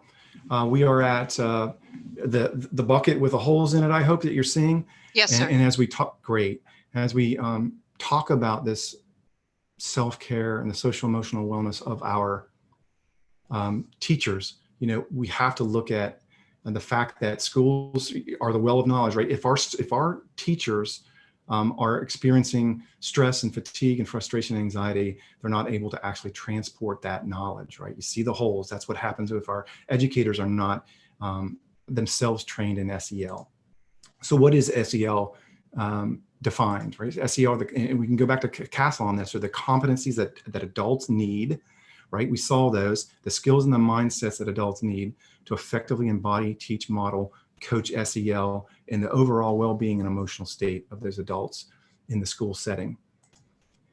For educators, social emotional learning is the ability to recognize those emotions, understand them, to be able to label them precisely, and to be able to express those emotions and be able to regulate those emotions. And what we're finding out is there's a lot of not a lot of teachers and others who have that. The research has shown that teachers that do have this, right, that have the developed emotional skills around social emotional learning, report less burnout, greater job satisfaction.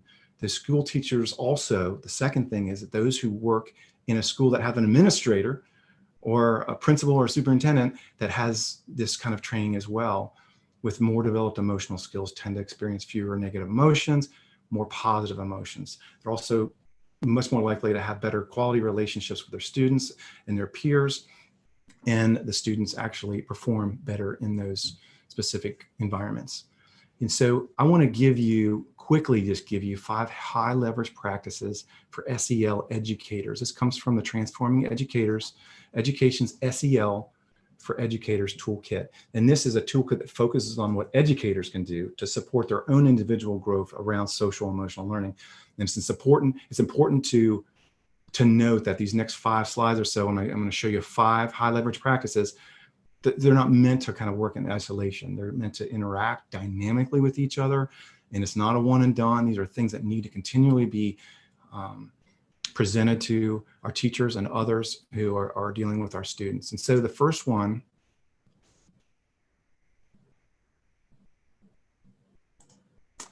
is examining identity, right? Being able to define the values, investigating privilege, uncovering bias.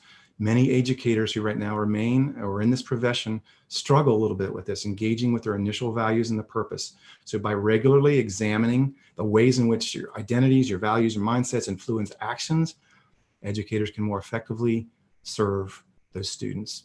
The second one is being able to explore emotions, being able to label your emotions. We talked about this a couple minutes ago, recognizing how you're reacting. Educators who practice these skills are more effectively can model these. Not only is it better for them, but they can more effectively model those strategies for their students, including how to navigate stress and frustration. teachers who take part in kind of mindfulness or mindfulness training are better at kind of responding rather than reacting, right? They show reduced stress and burnout, greater confidence in their roles. Number 3 is being able to cultivate compassionate curiosity. What does that mean? What does cultivate compassionate curiosity? This is looking at kind of a strength, but having a strength-based lens, right? Being able to view behavior as communication, right? We see the students sometimes in our classrooms. What are they doing? What does that behavior mean? The outburst, the head on the desk. This all has underlying meaning, right? There's always something underneath that iceberg, right? There's always a root cause of what's going on, and how are we able to get to that? So behavior, view it as communication, and allows adults to embrace the opportunities to respond to those students as whole human beings rather than responding to specific individual behaviors. I hope that makes sense. And then 4, orient towards optimism. Recognize when you're being negative, be able to refrain from that and actually practice gratitude, because gratitude can foster many benefits: physical, psychological, social benefits. It's associated with increased happiness, strengthened relationships, decreased anxiety, and increased motivation. The last one, and I know I flew through these, is establishing balance and boundaries. Understand your limitations.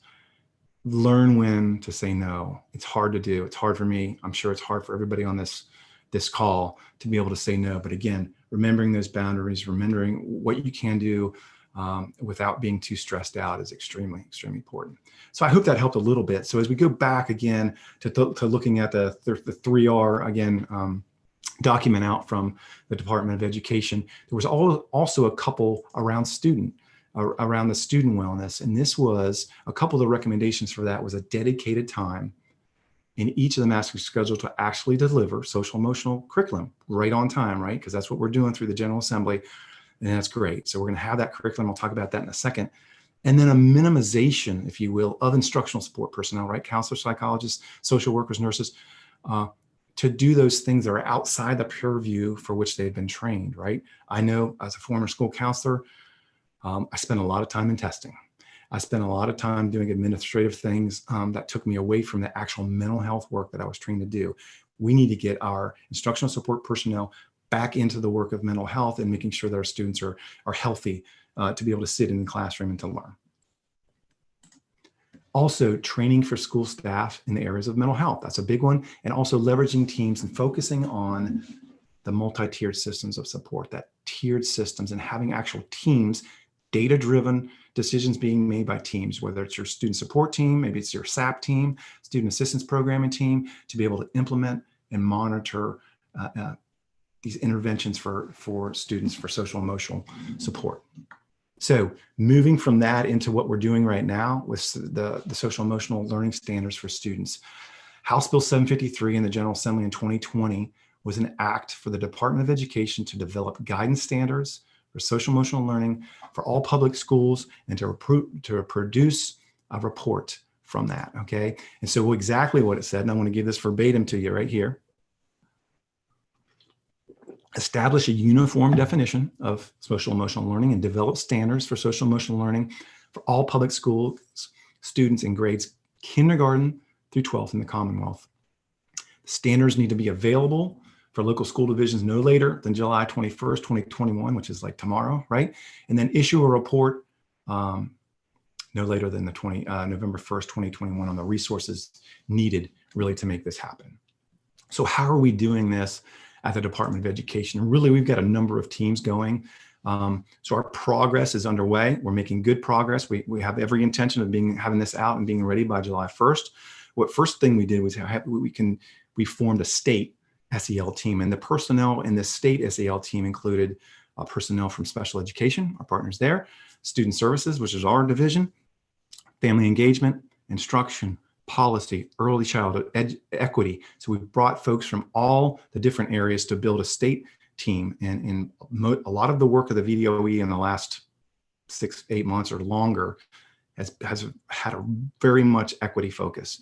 And so this team has come together. We've actually established a uniform definition around social emotional learning that centers around that equity. And I don't know if this group has had Leah Walker here yet or not, but I would suggest that that's a great presentation for her work around equity and what's going on at VDOE in the state as well. So that's the state SEL team. We also had an SEL work group, and this work group is made up of educators, SEL advisors, certain state agency representatives, and they've met a number of times, these experts, since August 2020 to advise and inform the state team, right, on this definition. And they've created and looked at overarching concepts and the standards. So they're one level down, they're building out those concepts around that definition and making these standards happen.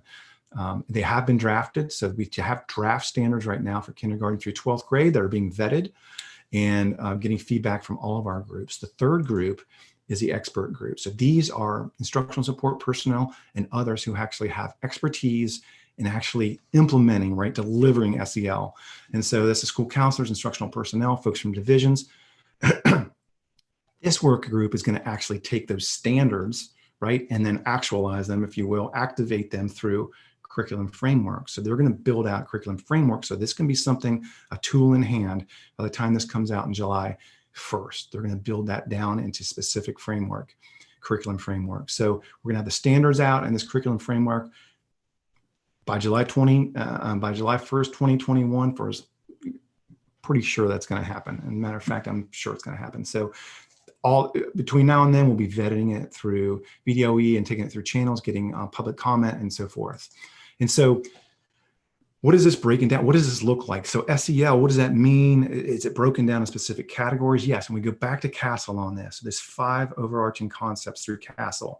So these will be broken down by self-awareness, social awareness, self-management, relationship skills, and decision-making. Okay, and they'll also be broken down by grade level, right? So all 5 of these overarching concepts will also be broken down by kindergarten, 1st, 2nd, 3rd, 4th, 5th, 6th, 7th, 8th, 9th, 10th, and 11th, 12th. So they'll be broken down in those areas by these overarching concepts. Lastly, we have some participation from not only CASEL on this, but the chief state school officers, which is the entity of public officials who had departments of elementary and secondary education in states, right? And so the goal of this group is to be able to implement, right, to have SEL implementation guidance. So if you know implementation science, then you know VTSS, right? So what are we doing to be able to make sure that we have the capacity for our folks, and we're working through VTSL, so system coaches, to be able to deliver training and technical assistance on the curriculum around these standards, and developing a coordinated communication plan to make sure it gets out to everyone. So that's a quick look at what we're doing for SEL right now. Again, the work is underway. I am very excited with the work. Everybody in OSS seems to have their foot in it, as well as DOE and special education. So, stay tuned for what that looks like. I'm going to jump into now the last part. What I'm doing here is VDOE resources. Again, we have a student and school support webpage. You can click on that link and it'll take you to our main page, and then you can go in many, many different directions. But on our prevention strategies webpage, you'll see our social emotional wellness quick guides, and that graph on the right, graphic there on the right, is our latest one, which is the social emotional wellness considerations for teachers and school staff. These are simple 2-pagers that give you some information, but also resources. A lot of resources on there for these quick guides for you as educators and community personnel to be able to go in and look at whatever that specific topic is. We have about 7 or 8 of these, I think, Pat, maybe 9, but we've got social emotional wellness guides for parents and students with disabilities. We have a quick guide for early learners, right? So PK. We have a social emotional wellness quick guide for English language learners, for our military and families and children, and a few others. There's some other ones on there, but I would suggest going in and taking a look at those quick guides. There's things you can distribute to others very easily. Are you subscribed to our student services newsletter? This newsletter comes out monthly and is chock full of professional development opportunities, resources broken down by all of the instructional support areas within the Office of Student Services, a plethora of information and resources and professional development opportunities in that. So if you want to subscribe, You can just click on that subscribe and we'll make sure you're in there. We've also done some self-care video, 3 video series, and we've partnered with James Madison University on that. So you can click on that and go into some self-care videos. And they're very simple, 15 to 20 minutes in length, very soon. You can probably share those with some folks at your schools if you want to, or your place of work. Then we have a mental health in schools webinar series, as well as a student services professional learning portal. And these 2 things house so many different webinars, 30 minutes in length or a little bit longer. You're able to go on there and learn about a number of different things. There's 28 actually plus presentations on this, offering that professional development for you free of charge. They come with discussion guides and references and resources. Plus there's 3 specialized virtual learning series, one for refining your toolkit modules, one on attendance. And I think as we speak, there's a really big attendance webinar taking place. And then diffusing disruptive behavior modules. And if you've seen kind of the VTSS multi-tiered systems, you know what the diffusing disruptive behavior models are. So let's look very quickly here as we come to the end of this. So the presentations at a glance. These presentations that you can access right now free of charge, they cover trauma, equity, virtual counseling, and recovery process of what we're doing in our school buildings and elsewhere. So if you're interested in this, go to that link, again, free of charge. And these are there for you and educators within the school buildings to have. So, and we are marketing as much as we possibly can. So feel free to send it to other. Here's some more articles and resources around self-care and other things that you can access. And if there's any other questions or any other resources that you need, or if you go on some of these links and look at them and have questions, certainly contact us. You've got all these contacts right here, and there's more than that. So if you have a question that I can't answer, I will find the person that can answer that. So Maribel Simon again is our director, and you can see the rest of us there. So Hank, thanks so much for having me. That's all I have, and I'm going to stop sharing. And if there are questions, I can potentially answer them, but if not, I can certainly get the answer for you. And by the way, I'm giving out, it's good to see everybody, right? When you get into this process, it's hard to you miss people's faces. So in looking at everybody here, I've got to give, the pictures that you put on when you put your self on stop video, I've got to give the best cutest to Aaron Kelly. Yeah. So your picture, and I assume that's either your little sister or your daughter. You both look so young. So great. I thought it was the same person at first. And then best dressed, Mr. Willen, you've got it with the bow tie. Absolutely. I miss my bow tie. I've been known to wear those and haven't done that since March. So thanks everyone. Thank you, Mr. Wharf. That was a lot of information to process very quickly. Are there any questions from any of the members? I guess I had a couple questions. You had mentioned, and I haven't had an opportunity to pull up the slides themselves to open up the links, but you talked about that there was a piece for social emotional learning or wellness for parents of students with disabilities. Where exactly is that? Where can it be found on the DOE website? Yeah, on the DOE website. So if you go to the main DOE website, which is doe.virginia.gov, and on the left-hand side, you click on student support services. That would be on the left-hand side of the opening page. When that next page comes up on the right-hand side, you'll see prevention strategies and something. So if you're there, you can tell me it's prevention. Shoot, I can't remember. Prevention strategies and programs. Boom. Yeah. If you click on that, you'll see the social emotional wellness guides right there. And those social emotional wellness quick guides, there's one of them in there about social emotional wellness and considerations for parents with disabilities. Oh, okay. Yeah. Somehow I jumped ahead to a screen farther ahead. Oh, okay. That was the listing of the social emotional. Okay, that's definitely helpful. And so in some of the curriculum that's being put together, I guess, what considerations have been thought about, and bear with me as I try to formulate this question correctly. I understand that there's been a lot of localities that are trying to get a baseline of how students are coping right now. And so some of the divisions may be posing those questions to their students currently about how are they feeling, who are they checking in with, what have you. And when those questions are being received by a student with a disability who may not answer appropriately. So things like, do you have enough food in the house? You know, is somebody there with you?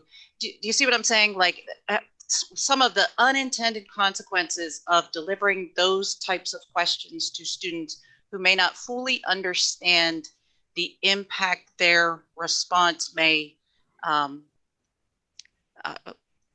what the results could be if not answered properly. Is that making sense? I think so. Are you speaking about maybe in a virtual environment, being Yes. in that kind of a situation where a teacher is teaching and being able to kind of ascertain maybe the needs of a student through that virtual? Yes. Yeah. And so there are, part of those virtual learning series is on that virtual counseling. We're doing is all the work that we're doing is certainly we're engaging with, certainly we're under the Office of Special Education. So we're engaging with that and all the work that we do to make sure that we are touching on the ability to assist and train our instructional support personnel who work in partnership with our special education staff to be able to do that and to be able to look and being able to make those referrals and working collaboratively together, right? So working with teachers to make sure that if they see something that needs to be referred to a instructional support personnel, a school counselor, that happens. And if a school counselor needs to pull in a special education, so it's all about the collaborative piece and being able to see that. We are running into certainly challenges in that area as we go and trying our best to put out everything that we can that's the most current best practices in those areas to make sure that we identify and are able to assist those students. I don't know if that helps or not, but it does. It's helpful to know that those processes are trying to be put into place, not realizing that in the virtual environment, the resources are still somewhat limited. Right. So you don't want red flags flying up where there shouldn't be red flags flying up because an individual was self-disclosing, not realizing that it was detrimental to them. Right, absolutely. But thank you for that. Sure. Joe, I had a question. If you could, you listed lots of great resources and everything, and knowing that people are struggling right now with everything, what do you feel are 2 or 3 things that we could do right now to help support teachers or students or just anyone currently in the school system or working with the schools? Yeah, I think the one piece and the main piece is to be able to work with your teachers collaboratively, right? So and it's good to see you, Matt, by the way. So anyone like instructional, not see you, but see your name. But as far as instructional support personnel and others go, it now is critical more than ever to be able to look at assisting the teacher going in. So when we're in the school building, right, we go into classrooms and we assist teachers. This should be no different. We should be able to go in and actually do our group counseling and things like that on specific topics. And those topics can revolve around virtual learning. It can revolve around character around when you're learning in a virtual environment. And so being able to work with those teachers, I think is one of the main things. What we're finding really for these students is, at least right now, some of these students that we have actually communicate better, than they did in the school building over online, right? So they're able to actually respond in a way that that they're opening up a little bit more. And yes, there are, as was mentioned a second ago, I think Christine mentioned, there are pieces of that would be disclosing that we may not need to have in a larger group. So another piece is making sure that we do set some time aside, either the teachers do or the counselors do, or both in tangent, to be able to bring folks individually to be able to speak about certain things for that. The other thing I would mention is we've got a number of different groups, right, that are meeting monthly. So I know Sarah Bazemore is our school counseling specialist every month that she's meeting with folks. So she's getting get feedback from others about their needs, and then get information out there to assist the best that we can with those needs. So getting that feedback. So getting onto something and jumping onto something monthly or bi-weekly that you can learn from other divisions is another huge piece. Other than that, diving into some of those modules on specific topics that you of interest would be my last thing I'd say. Well, I really appreciate that because, you know, someone I really respect. I wanted to hear that, trying to improve outcomes for students. And I appreciate your opinion. I mean, your points of view and everything. So thank you. And it is good to see you. I'm sorry I live in the country and internet's bad. Yeah. When you have DSL, it don't work very well. Yeah, I get it. And another thing important always, but more than ever, is just to look at your data, being able to pinpoint specific things that we need to address, right? So online learning, discipline, right? Suspensions are all but gone at this point, you know, but there's still certain situations and certain things that we have to touch on. And so, yeah, being able to identify that and getting the data to do that is super important. Thank you again. Any other questions? Well, thank you. And we will probably, you bet, and then we'll probably be tapping some or already have tapped some in this group to be able to look at when we look at feedback on these standards. You know, as they move forward, we're going to be getting public opinion, public feedback, but we also need the stakeholders and expertise of groups like this to be able to look at it. So if interested, we'll certainly probably tap a couple of folks, and I'll work through Hank to do that on these standards. So thanks. I didn't mean to interrupt you. No, that's great. I would encourage you to utilize this group of stakeholders because we are probably one of the most diversified of the subcommittees. So I would encourage you to utilize us for those purposes. But thank you, Mr. Worf. I'm watching the clock. I see that we are at 10:29 and due for a break at 10:30. So we'll take a 5-minute break at this point. When we return, we'll get into constituency reports. So I'll go through those in the same order that call and roll. All righty. So I'll see you in 5 minutes. Thank you. Thanks, everyone.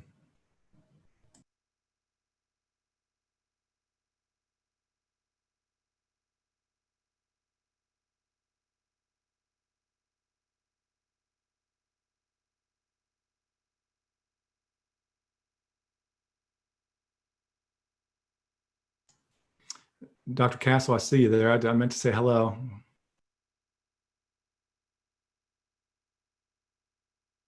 How are you today? I'm doing well, thanks. Appreciate it. Yeah. How are you? Is the question. I'm good. I'm hanging in there. So. Oh, good. I know it's tough. Oh my gosh. That's a great presentation today. We all needed to hear that. So thank you so much. Appreciate that.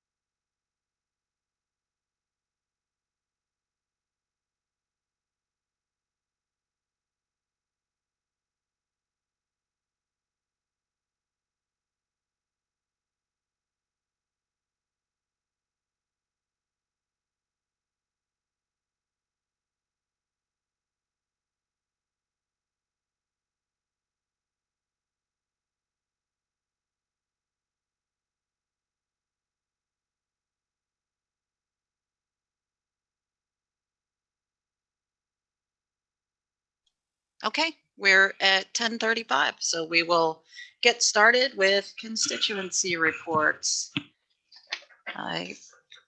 If everybody is ready, I'm going to start with Danny first. Sorry, hang on. I'm multiple screens. Okay.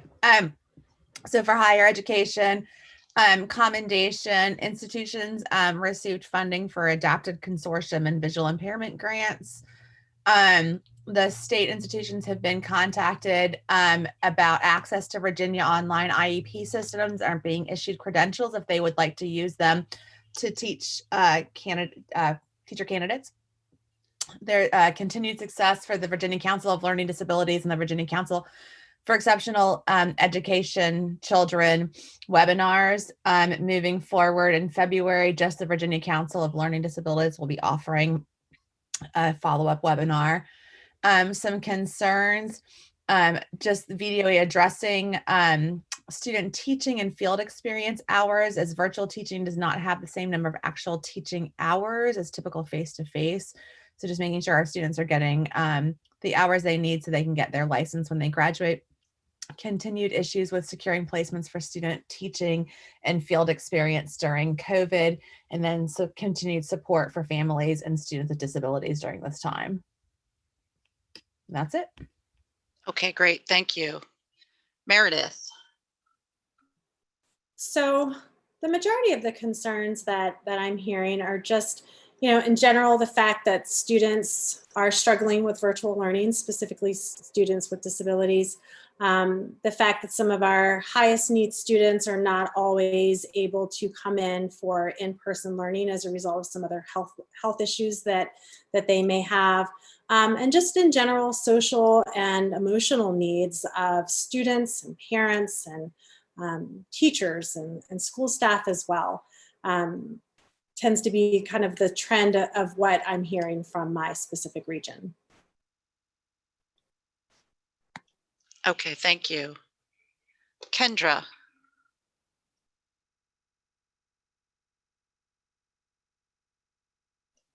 I'll circle back to Kendra. How about Suzanne? Okay. So based upon the calls that PT is receiving and the intakes we're doing, the delivery of special ed services during COVID is a concern that's either modified or they're amending IEPs with reduced services due to the virtual learning or no provision of services in the virtual learning environment. Similarly, provisions of special education services are not individualized. School administrators are saying they can't provide services based on unilateral school board decisions to start or continue virtual learning, and IEP teams are meeting but refusing to provide in-person services based on the unique needs of the student or consider blended arrangements and or additional support for families who choose virtual learning only. The third one is delayed eligibility evaluations and triennial evaluations due to circumstances surrounding the pandemic, with a wait to see until we're in person mentality. The fourth is a cut or no related services being provided, things like speech, language, or OT, either due to not having staff or because of virtual learning and scheduling conflicts. Speech is a relatively doable related service that could be provided virtually, but a lot of times it is not being done. The last one is transition IEPs. As a whole right now, we're just seeing a lot of issues with them. And it could be that because we have Transition University, we just finished our first session of that has caused an uptick in intakes related to transition IEPs. But things like, the connections with the outside agencies.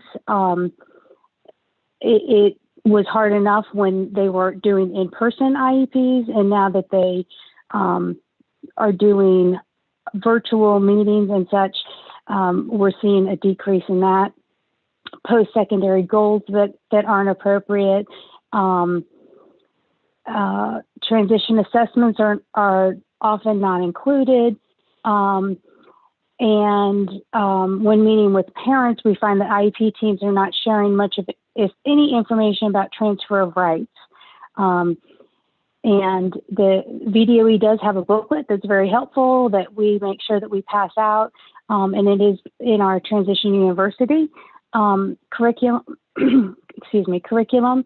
But there's just been a real concern as far as transition IEPs as a whole in the Commonwealth within this last quarter. And Danny, don't worry, I will forward these to you and Marguerite so you can get them in the notes, because I know that was a lot. I think if you just give it to Marguerite and Christine, I just asked that to Christine. She said her and Hank, and then Marguerite will do the PowerPoint, I'm guessing. Okay. Okay. Thank and you. I've got it already and given it to Lisa. So. Oh, thanks, Hank. Oh, perfect. Thank Am I you. allowed Thank you. to ask a question during constituency reports? Sure. And you can actually, I was going to circle back to you to see if you have your constituency report. Yeah, sorry, I stepped away for a second. No, that's all right. I don't have a report from transition, but I was very interested by Suzanne's report. And just my question was, is it shared with a particular LEA if there's a pattern of these things that are happening, or concerns that come forward from parents? Like, I'm not asking for specific parent information, but just, I would love to address any concerns that come through Chesterfield County. Right. That would be something that we would communicate to Hank's office, and then they can reach out to the LEA. Unless we happen to know somebody in that LEA that we could say, hey, just want to give you a heads up, we're getting a lot of calls from, your county and around this. Okay. Yeah. Awesome. Yeah, thank you. I feel like the only way we're going to be able to help parents navigate through all of these changes that you were indicating in COVID is if we have that kind of communication going. And, I don't want parents to be frustrated. I want to be able to help them. All right. Thank you. Okay, great. Delana. Hey, we first wanted to give some commendations from the teacher's perspective, that of course we know that it's based upon the laws. However, we wanted to give commendations to the Department of Education and the Virginia Department of Education to make sure that they continue to keep the students with disabilities as a priority through the pandemic and the closures, and then providing teachers and students access to the buildings for fair and equitable education for all of our students. Despite the fact that there are a lot of issues, we still wanted to give kudos to the fact that our kids are still in the forefront, as well as all education is, but that our kids are still in the forefront. Another kudo we wanted to give was that some localities are using the CARE Act money for hazard pay from the frontline workers for our special ed teachers who are in the building. And that's really a positive. And this came from multiple localities and this concern, but most especially from the Tidewater area where we have a lot of the military and they understand hazard pay very well. And so the fact that some of the localities are also acknowledging that is a heads up and thank you to VDOE. And also we wanted to continue to give kudos for the development of the facilitated IEP, which we had a lot of concerns about that. I know that last time we met, I was not able to attend due to the beginning of we had a late start because of COVID. And so my administration asked me not to, but I sent the constituency report, and you saw that there were questions from teachers all across the state. And so one of the things that was offered and explained to us was the facilitated IEP. So that was, the teachers were very happy to hear about that. Concerns, we have continued concerns from the teachers for accurate data collection. Based upon virtual students and parental interventions. You know, when you give an assessment and the parents answer all the questions, that's not accurate data. So for the accurate data collection is a concern. And then another concern is continual teacher burnout and the social and emotional concerns and the support for them. So we just heard all of those good things that are for teachers as well. Continued complaints, always continued. Lack of parent support during the virtual learning. So it's all falling a lot on the teachers a lot of times, and the children don't have the ability to navigate the programs or navigate the help. So there's a little problem for the teachers to try to make sure that the kids have access to all the curriculum and that they're able to respond correctly. Another complaint is lack of special education teachers. So the caseloads are extremely high and extremely heavy right now. And then some teachers across the Commonwealth do not feel respected, heard, or appreciated, depending on localities. And so that's teacher retention, again, becomes a problem. But this is, again, from the teacher's perspective. Okay, thank you. Dr. Castle. Good morning. I think superintendents are concerned about and dealing with all of the issues you just heard. Social and emotional mental health is certainly top of our list. I thought Joe's presentation was a great one. But then all of the instructional issues that follow that with virtual learning in the pandemic. I don't think there's much disagreement about all the issues and problems with the pandemic. It's just trying to find solutions when any days there just doesn't seem to be solutions. So, but just acknowledging all of the things that you guys are working on and concerned about are the same concerns of the superintendents and our work day to day. We appreciate the support. Thanks for that. I do have to drop off at 11. I've got to go to a community food distribution at one of our schools. And so that's kind of a bright spot in my day today. We've got a couple of Kroger Corporation is helping us do backpacks at some schools. Have a great day, guys. Thank you. And thank you so much. And know that we appreciate that we are all trying to come up with solutions. I think, you know, it's why we're here at this table, and, you know, we're going to continue to hear the same challenges, but at the end of the day, we are working towards solutions of how we can support one another. So thank you.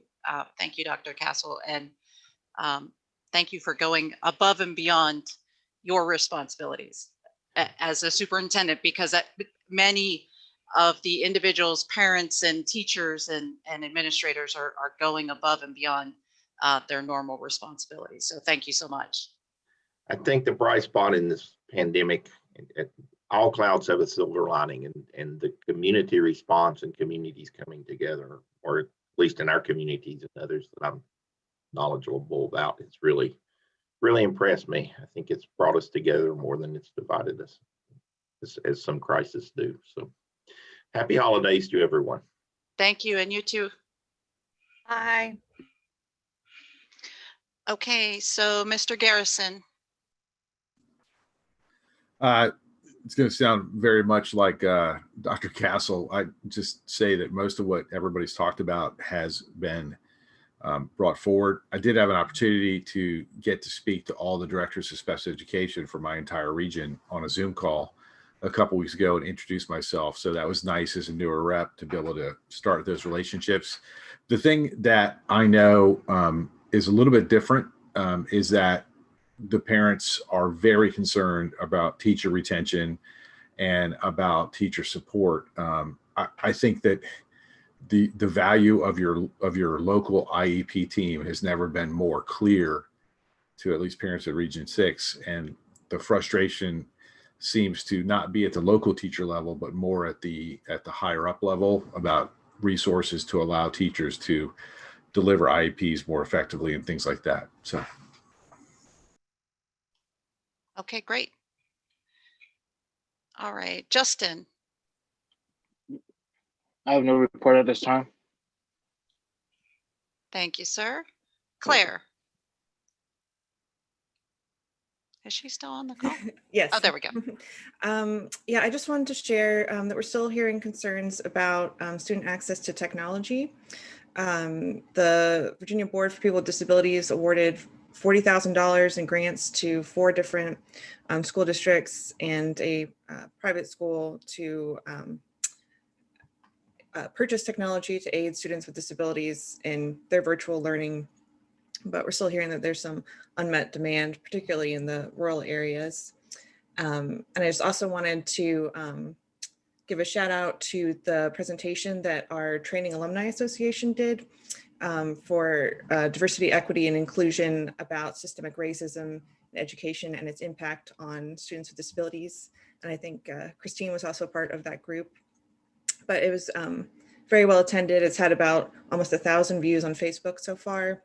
And we had presentations from the Diversity, Equity, and Inclusion Officer for the Commonwealth and Ms. Leah Dozier-Walker, who's the Director of Equity and Community Engagement for the Department of Education here, as well as a special ed attorney and a advocate who shared his own personal experiences. So it's worth checking out. And even with COVID, obviously concerns about racial disparities and racial equity are just exacerbated. So there's some good resources on there for the group to check out, and it's available on our Facebook page for the board. Awesome, thank you for that. Okay, Marguerite is not on the call. Erin. Hi, thank you, Christine and everyone. At the Virginia Department of Social Services, the Division of Family Services has a few kind of big picture things going on that we're focusing on right now. The first is the implementation of the Federal Family First Act, which is a requirement for prevention efforts, which was not something that was required. Protection and foster care has been required for some time, but prevention has not. That is now required, as well as the use of evidence-based services is now going to be required as well.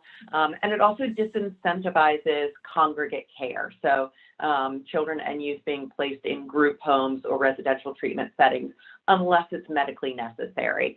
So that's hopefully going to be really great, because we know that we have an overrepresentation of children with disabilities, not only in foster care, but then get placed in congregate care settings, which simply we know that being placed in a family setting is much better for all of our children and youth. We're also working on equity issues. We've partnered with Casey Family Programs and are reviewing our data. We certainly know that we have racial disproportionalities and disparities in our work and in our agency. And so we are working towards looking at how we can affect change and bring equity through practice change with some of our specific decision points around how will we work with our families. So that's something that's exciting that we're doing as well. As far as educational stability, I think we mentioned this before, we are working on updating our joint guidance for the state. So looking at that policy. And we have also just yesterday and the day before, we're part of a mini conference with VDOE with Dr. Pop, and I'll let her tell you more about that. So that's everything I've got, and I will send that to Marguerite. Thank you. Thank you so much. Okay, let's see. Matt. I don't really have a report as much as I just wanted to make a comment again, this time more formally. Martin Kurilowski is the Transition and Education Services Coordinator for DRS now. I want to give my stamp of approval, that not that it means anything, to Pizzi for Transition University. I completed the course and I thought it was extremely comprehensive, and I was very, very impressed with how well it was done, and I highly recommend that. And then I just wanted Thank you, Matt. You're welcome. And then I just wanted to say that our district pre-ed counselors, a lot of them don't feel like they're teachers, although I always tell them they're teachers. We're all teachers. But we had a presentation by Dr. Begin from ODU TTAC, and he showed us ways to use Zoom, the annotate function on Zoom, to work with students with more significant cognitive disabilities to help them be engaged.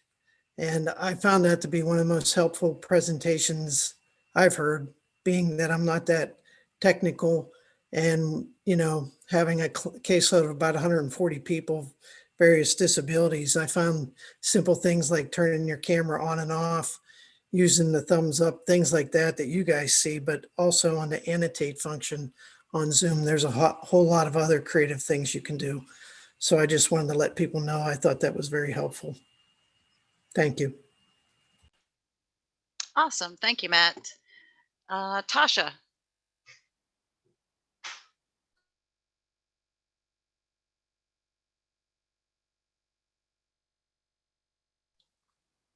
I see Tasha has unmuted.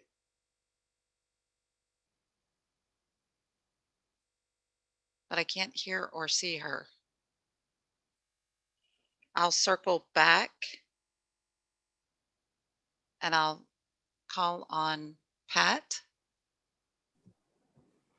Thanks, Christine.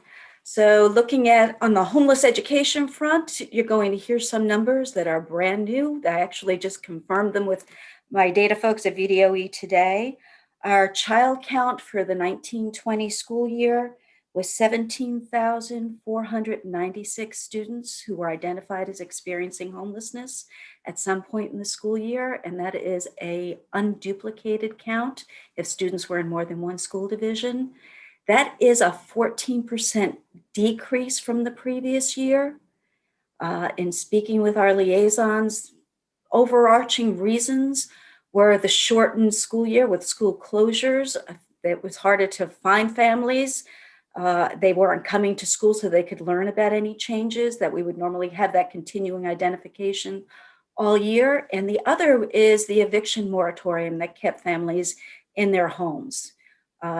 We don't know how those things will be changing with this year. So some folks are still having some challenges finding students because of virtual learning. But in other cases, we know as those moratorium are lifted, we're going to have more families that may be struggling.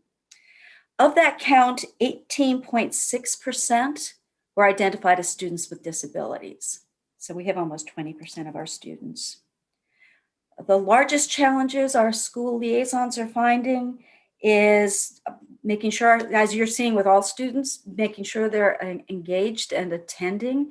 Actually, it was talking with my liaisons about the concerns they had with how do you do that in a virtual environment that led to that attendance webinar that Joe Wharf was mentioning that was going on today.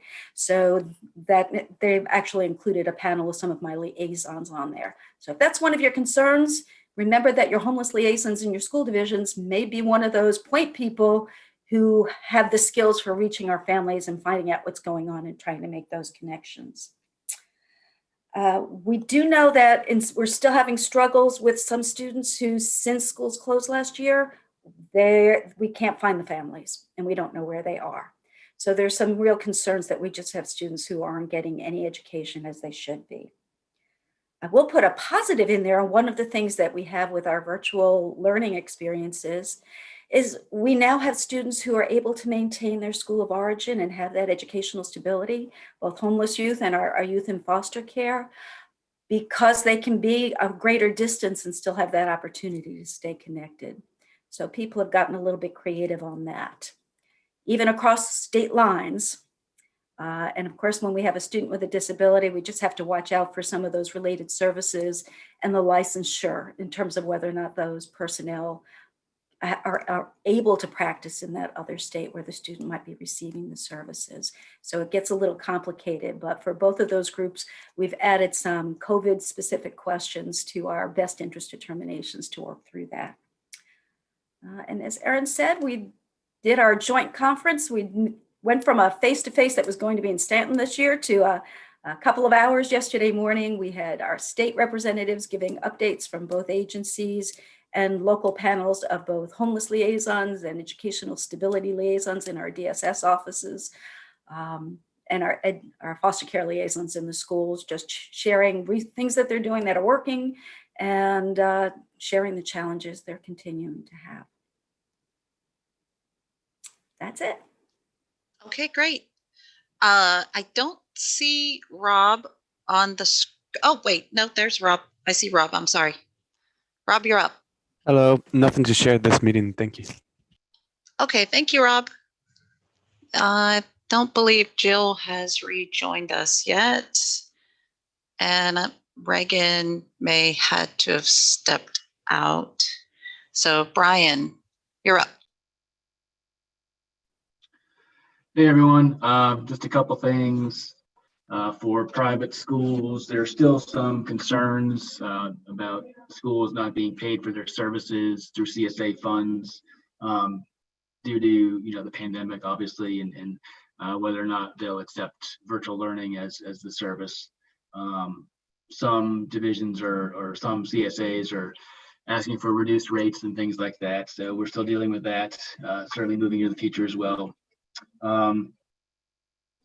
The JLR completed their CSA study, and their initial results we're very pleased with. We certainly are looking forward to any regulatory actions that may come from it, but I do believe Dr. Hollins will have more on that for us tomorrow. Thank you. Okay, great. Joan. We don't have any report at this time. Okay. And Sandy. I don't have much of a report. We're just knee deep in COVID and trying to keep everybody working and going to school. Okay, great. Michael, I know you're sort of like being thrown into the fire right away, and you may not have had an opportunity, but in the off chance that you did, you're welcome to share concerns just in your locality if that's helpful. And that's what I was going to do. First, I like Mike's idea of having a Zoom call with folks. I'm going to do that with my region as soon as I possibly can. But what I've heard locally is pretty much mirrors what Maris was talking about. There's always a concern with the roller coaster, kids going in, kids going out with special education, and they go to school for a while, they go out for a while because the school closes or for some reason the district closes. So that's been an issue for us. I think the thing that probably I hear the most, and I think having worked on both sides of the table as an educator, now as a parent, is the we they that I tend to hear some teachers and the staff blaming parents, and I tend to hear some parents and blaming teachers and staff. And this is a time when we just really can't be doing that. That it's about solving the problem, not finding a cause to blame someone for something or why a student's not learning. So I would just certainly hope that we'd be a conduit to getting that word out to folks that we're in this together, we need to work together. It's not about who's doing something wrong or not doing their part. It's about finding ways to make sure every child gets what he or she needs. Okay, great. Thank you. And I'm going to circle back to Tasha to see if she's able to unmute. I see you've unmuted.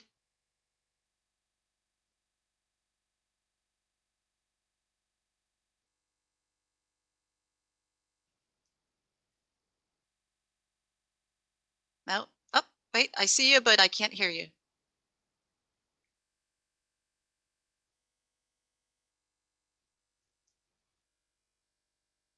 No, we can't hear you. We can see you're trying to talk.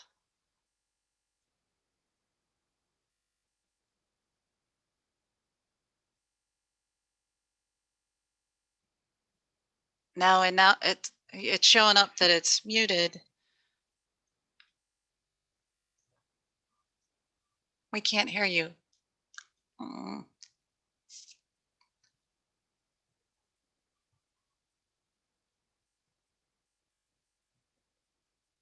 Well, we'll try to, you can interrupt me, Tasha. You can try to work on your end to see if we can't get audio coming out of your device. Can you hear me now? There you are. There you are. Yes, yes, yes. Okay. Okay. For Region 8, able to attend some of their Sseac meetings. So we have health concerns for students and parents who have returned. I mean, students and teachers who have returned to the hybrid schedules. Also ratio of smaller school divisions far as school counselors, psychologists, and social workers versus student populations. And parents are confused about amendments to IEPs and what services can be conducted in the virtual setting. Did you get that? Yeah.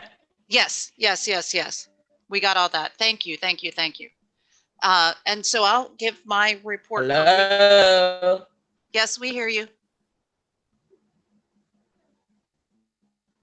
We got it all, Tasha. Thank you.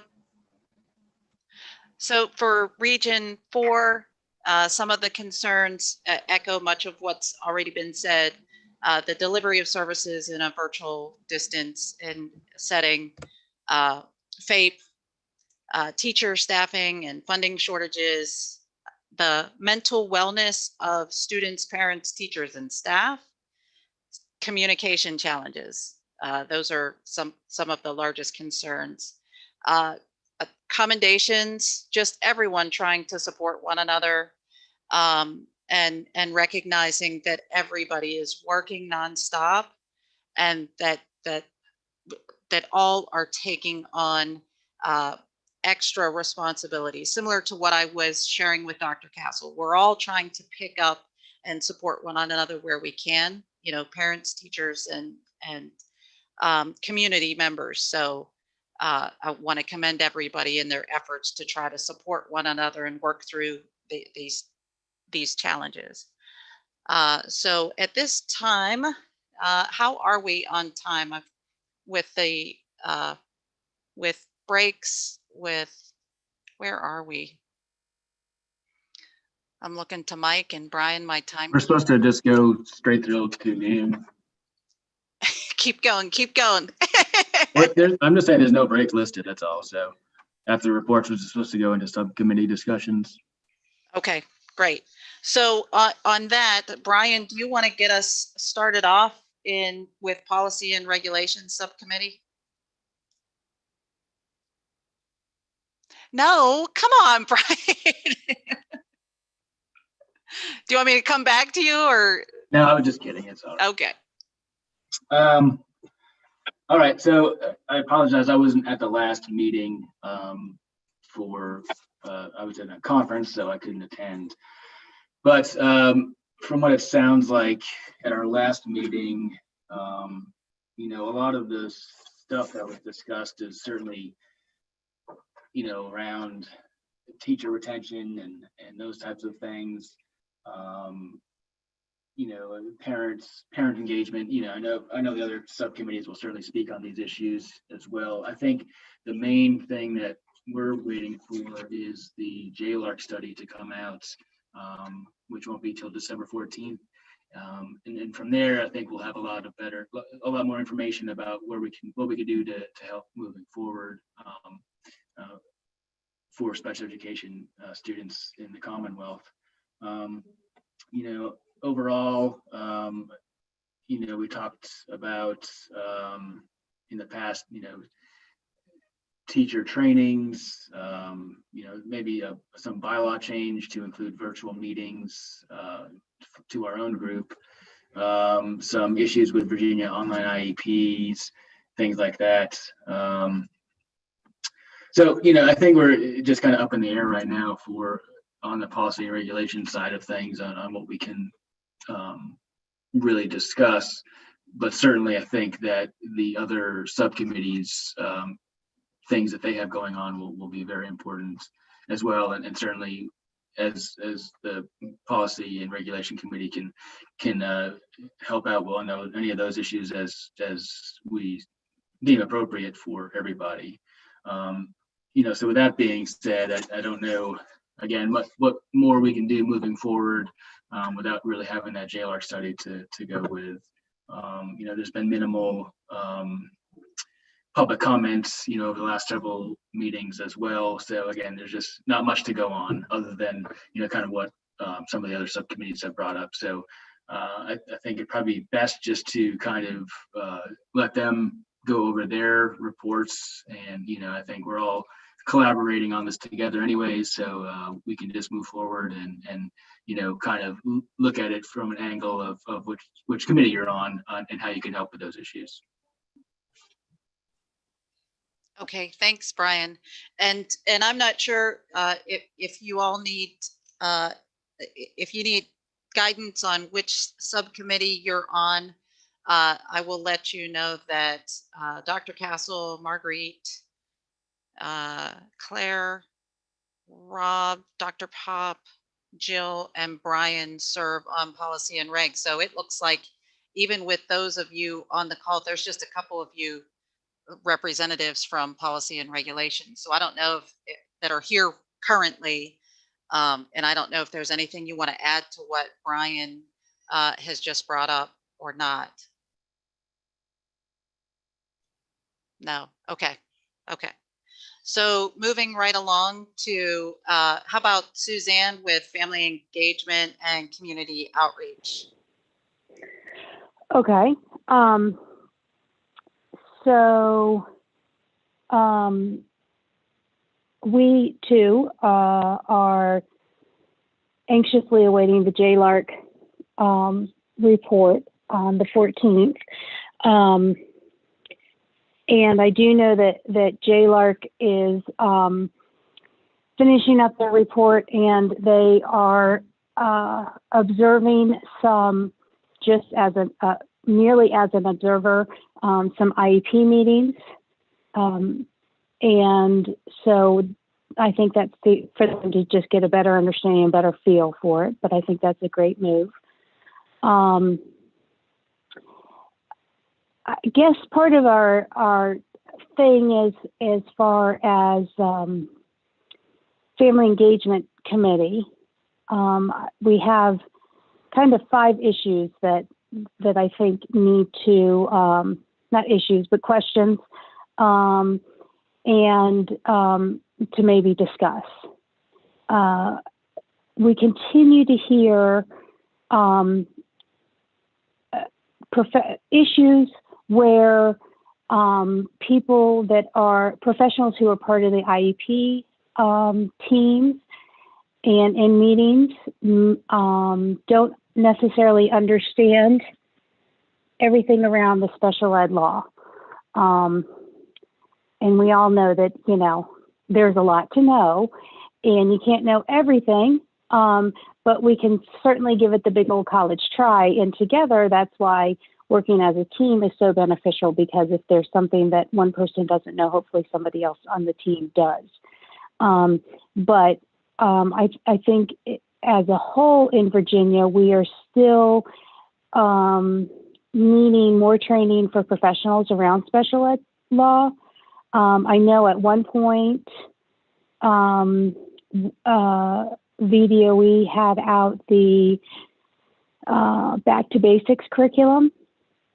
But we need some kind of educating the educator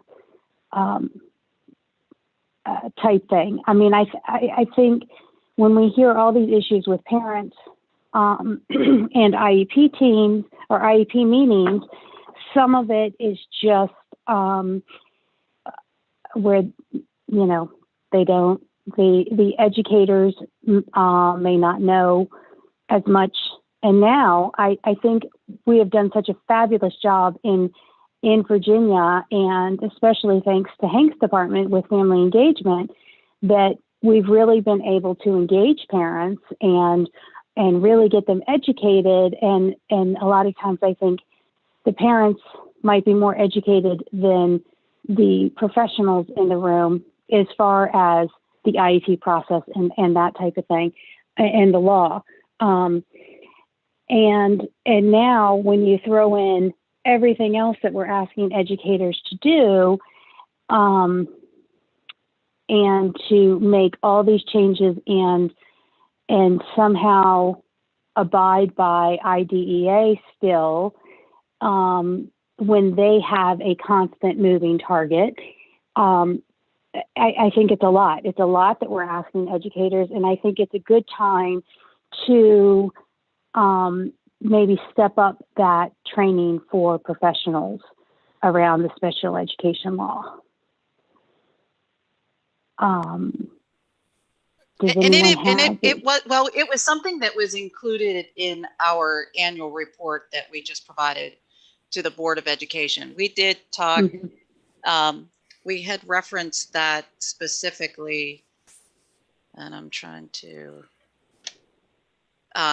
continuing initiatives by supporting the development of online resources that promote total inclusive school programming and more in-depth trainings for school personnel that cover special education regulations to include transition targeted specifically for school building administrators. And I don't know if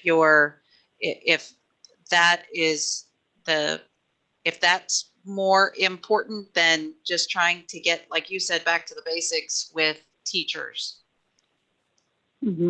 Christine and Suzanne, I know on the transition piece, we've got Transition University that's been ingrained.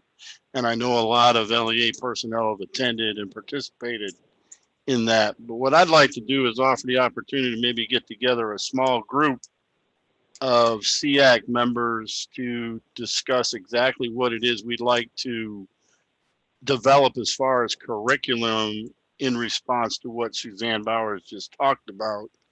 You know, what is it that you all see in your participation in meetings as a parent and as teachers, because there's several teachers on our committee, on what do we really need to be training people on? What is it they truly need? I mean, we got a lot of young teachers coming into the profession, and yes, we got some old timers that are kind of stuck in that's the way it's always been mode. I mean, that's going to happen over time, but to really sit and talk about what is it we really want to put our time and effort into. We have the funding to develop additional online and or face-to-face materials or even guidance documents, but I think, you know, coming up with a format similar to the Transition University might be the best way to go, but want to target that effort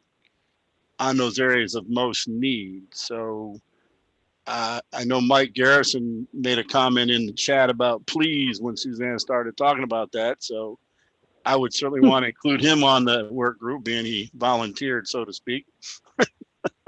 Well, and I don't think we need an overly large group to do this, but I think a representative specifically of our parents, of our teachers, and anybody else that has actually participated in IEP meetings and could share from their perspective what they see to be the weaknesses and the strengths, because we want to build on those strengths and, you know, develop a program from there. Go ahead, Suzanne, sorry. And I can say that we also, you know, PTC has, through funding from VDOE, we have our capacity building series, which is, you know, on that same platform. And that that does assist with teachers. Originally, before COVID hit, it was going to be in person. It was going to be for professionals only, and it was capacity building to strengthen your IEP teams. And then when COVID hit, we made it virtual and put it on our platform and opened it up. And again, another plus for the changes with COVID is that we had an enormous turnout, and we were able to include parents and professionals.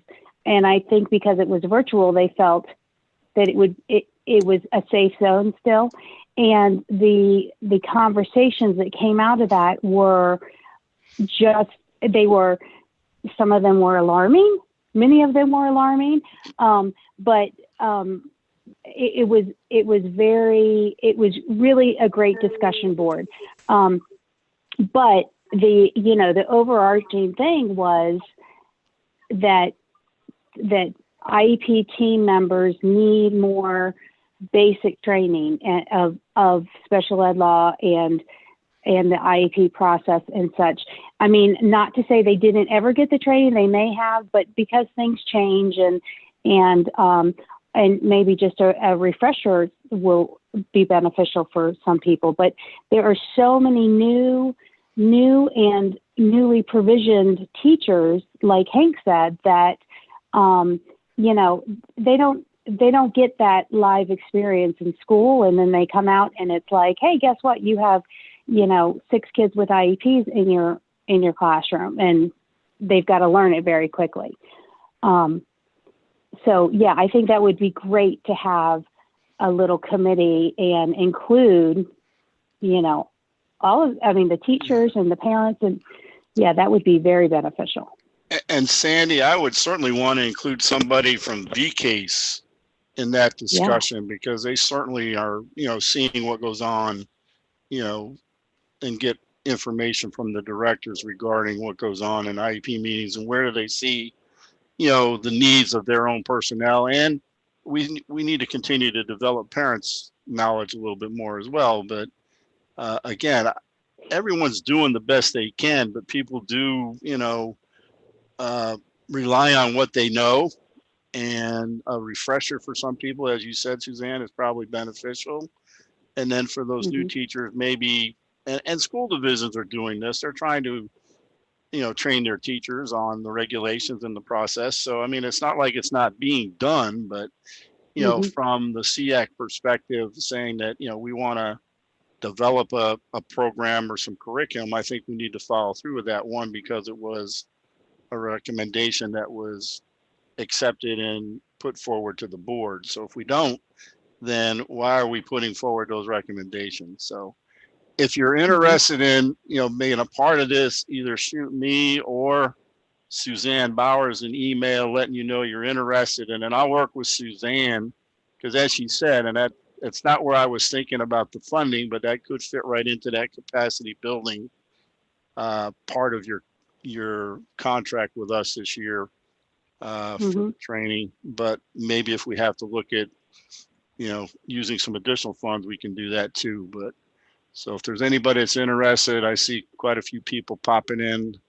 So I was going to say, from a higher ed perspective, this is something that's always been, it's an area I studied in my doc program, and, I love sped law, but we don't necessarily, we embed it in some of our courses, but we don't have a sped law course that's right. Specific for our students. And so it's always been this conversation that we've had, whether it's a summer course that we offer. And, I think again, for us, how are we making sure that we're training the best teacher candidates out there when they leave, JMU. And so I would like that to, so we can make sure we are at least embedding it in courses if we can't add another course. Right. Perfect. Suzanne, this is Deliana. I have a question for you. Do you see a difference between the general education teachers and the special education teachers in the concerns? Is it specific to one or the other? Does it matter?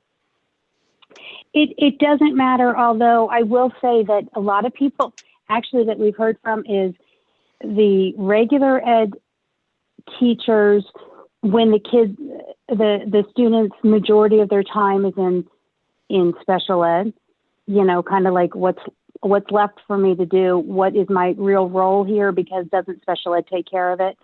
And then, believe it or not, I'm old and I don't know what they call them anymore, but those extracurricular activities like gym and art and that kind of thing, sometimes those teachers are pulled in because maybe the student is excelling in that and they want to, incorporate more, and they really are confused as to what their role is there. So I think even how to incorporate, those, building on the strengths of the child, if they do really well in PE, or that's really a motivating factor, maybe we can glean some more information from a PE teacher as to how they motivate them and such, and that can be used in other areas. But if you just were to call a PE teacher and say, hey, we want you to be in this IEP meeting, they'd probably look at you like you had three heads. Like, what? I'm not special ed and I'm not regular ed. So Their teacher. Just a thought. Well, but you bring up a really good point, Delana and Susan, about maybe it's not just a focus on special education teachers. I mean, if the goal and the objective is to be inclusive, then general education teachers should also become more familiar with special education laws, because more often than not, they're going to have students with disabilities in their classrooms. And like you pointed out, sometimes it is the general education teacher feels like, well, I can only do general ed instruction, and the special education, how do we work together? How do we work collaboratively? I don't know how to break down the curriculum to make it consumable for this child with a disability. And so, I think we've got to come at it from both the general ed and special education. Well, I do know, and Dr. Altieri was having that fully inclusion programming, where she did the 5-year initiative. We're trying to do a full inclusion and having the collabs working together in all areas except for the very serious, severe and profound children. And that was a really good program. And I know that Dr. Castle was really involved with that as well. But there are some districts out there who are doing a really good job at making sure that everybody is educated. And there are some districts who still have the old mindset of, well, they're special ed, that's not our responsibility. And so this is a really important topic, especially for the special education teacher retention area, because when everything's put on the special education teacher's plate, it's a lot, and it's too much, honestly. So this is, there's a lot to this. Yeah. And I think this, exactly like you said, I think it kind of, goes over to Brian's group too, as far as retention, teacher retention, and the issue with teacher retention. But I know we have a lot of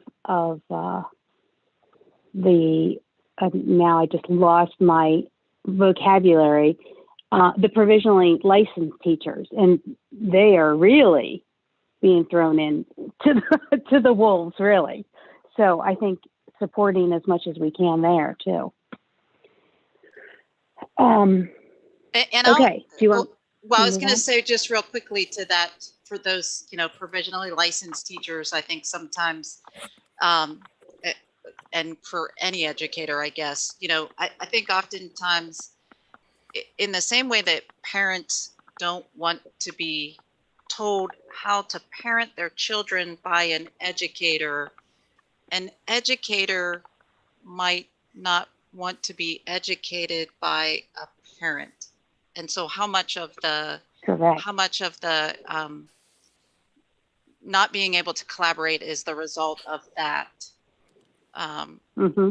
Well, and it's been mentioned several times today that the whole key to all of this is, collaborative and respectful communication and relationship building. And I think that's something that could be embedded into this curriculum too, is because you're right, Christine, that we have some parents out there that believe they know the law better than anyone on their IEP team, and in many cases, even better than individuals at the VDOE, and that's fine. Some of them may be very well versed. I'm not demeaning anybody's knowledge, but I'm saying that they come off as being, well, I know this better than you. And I think we've got to continue to work with parents on how to better express their knowledge rather than coming off as, one, condescending, and two, throwing things down a teacher's throat. And the teachers kind of conversely understanding that the parents are dealing with may not fully understand. So you've got to back it off and speak in more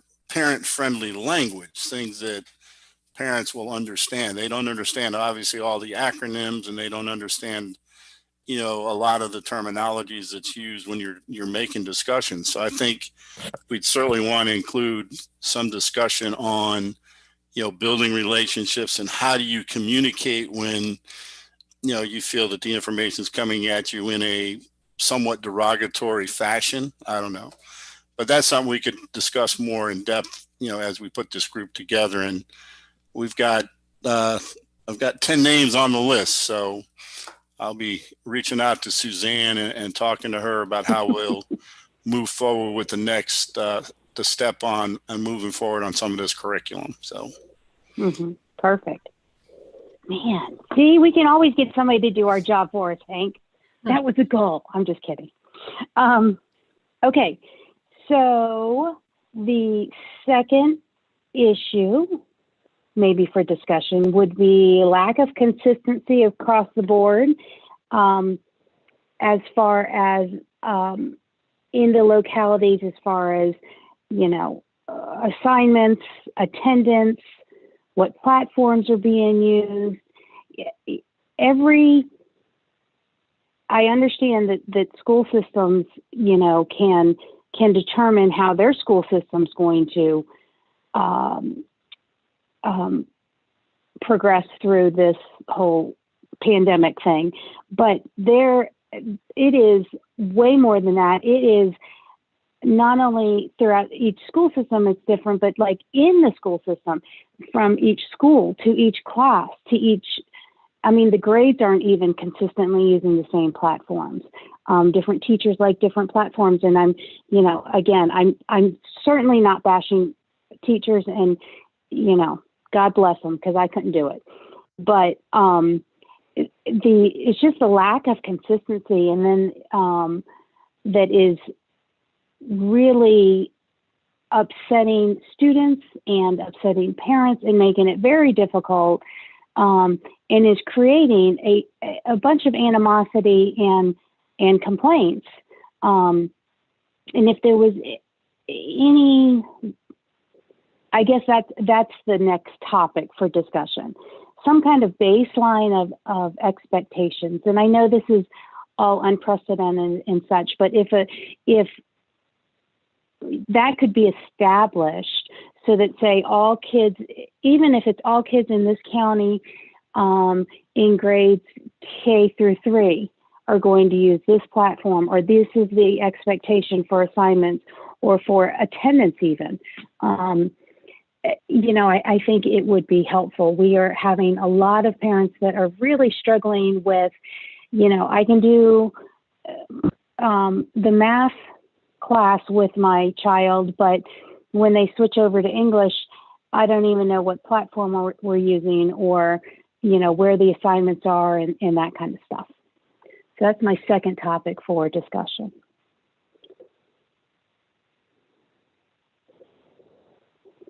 Anyone? Just the two? No. Oh, no, you want me to keep going? Okay. Keep going, Suzanne. Okay. So I've only got 5. So my third one is, how are kids without parents at home being supported? And this, you know, this is across the board. And even if parents are at home, you know, and they're working, they've got their jobs they have to do, and they can't be, you know, doing school with their child all day long. They're either home alone, or they don't have internet, no device, you know, just like we had back in March. We still have those same issues.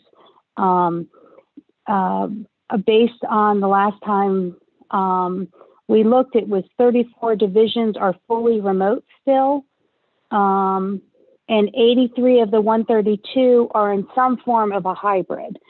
So, you know, these are still very, very real issues that parents are having, and we are definitely seeing it reflected in the students' progress or lack of progress or decline. Yeah, and this is going on not just with special ed and general ed. It's going on, I mean, with special ed, it's going on with general ed.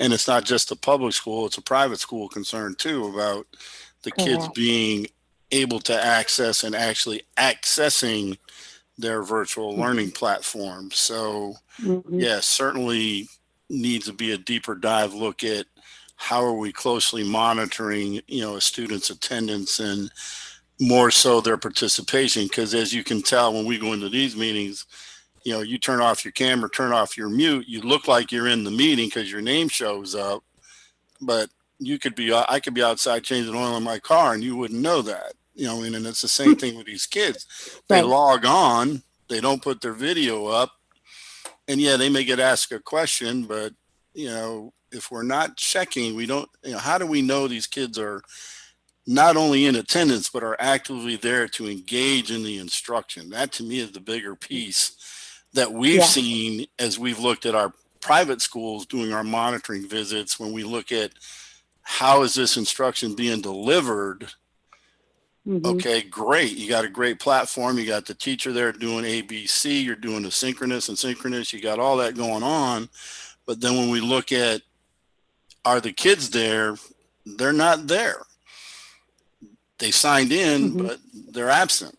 So technically they're absent from school. So, you know, we don't want to raise the level of absenteeism, but it's still there and it still has to be addressed.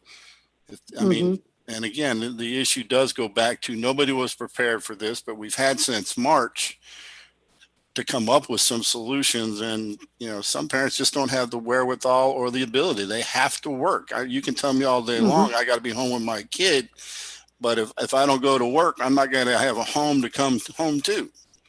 So, I mean, we got those realities that come up, and I don't think we forget about it. We just don't put that in the forefront when we make some of these decisions about what we're going to do for kids.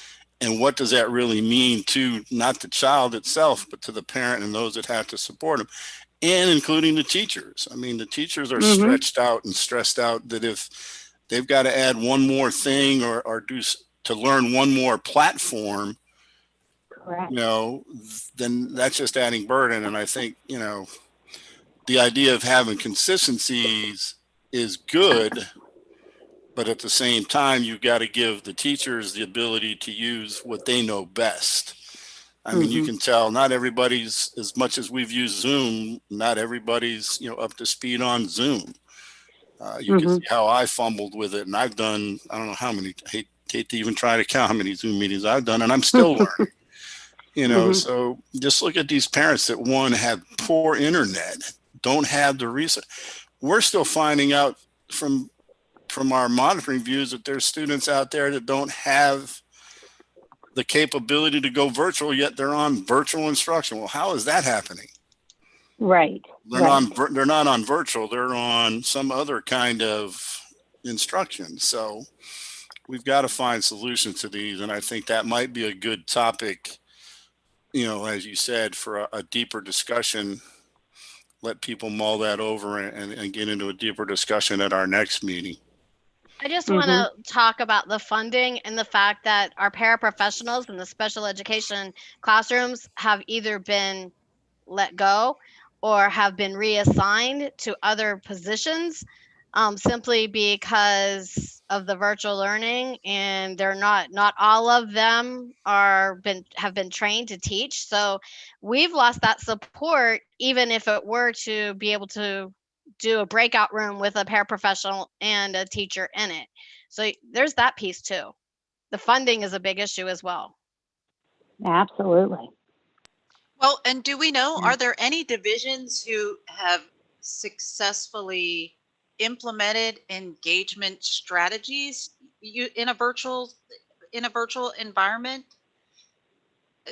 Is anybody done that yet? I know that there are lots of folks, you know, at the national level who are trying to engage parents or in meetings offering engagement tools and strategies, but are there any divisions within the Commonwealth that have strategies that they could maybe share and we can help each other out. Virtual Virginia is a constant they're constantly working at it. They're constantly providing us with more trainings and providing parents with trainings, but not really. Okay, but not while they're providing content, is it engagement strategies? It's continually developing, and they continually give us more information and more abilities for engagement. But again, it's all voluntary. And with teachers having so much on their plates, they don't always involve. And I don't know what the parents do. They've got so much on their plates. I don't know how much that works. Hank could maybe speak to that. Yeah. Hey, Sandy, does VCASE have any way of, I'm sure they do, of polling the directors to see if any of them have anything that they are finding that's working quite well and they could share with the Sseac, and then we could share it out to the contingency groups on how they're working with parents and or, within their own division with their staff? Right. We have our list, so I'm sure I can get Sheila to send something to pull them. Yeah, just, I mean, it might be good to see, like Christine said, what are you doing that's working? And I know Tracy is doing that with the parent resource centers, trying to gather some of that information too. Tracy Lee, my family engagement specialist, is trying to do that through the PRCs, but not every school division has a PRC. So polling the SPED directors might be a better way to go. Thanks, Sandy. Thanks.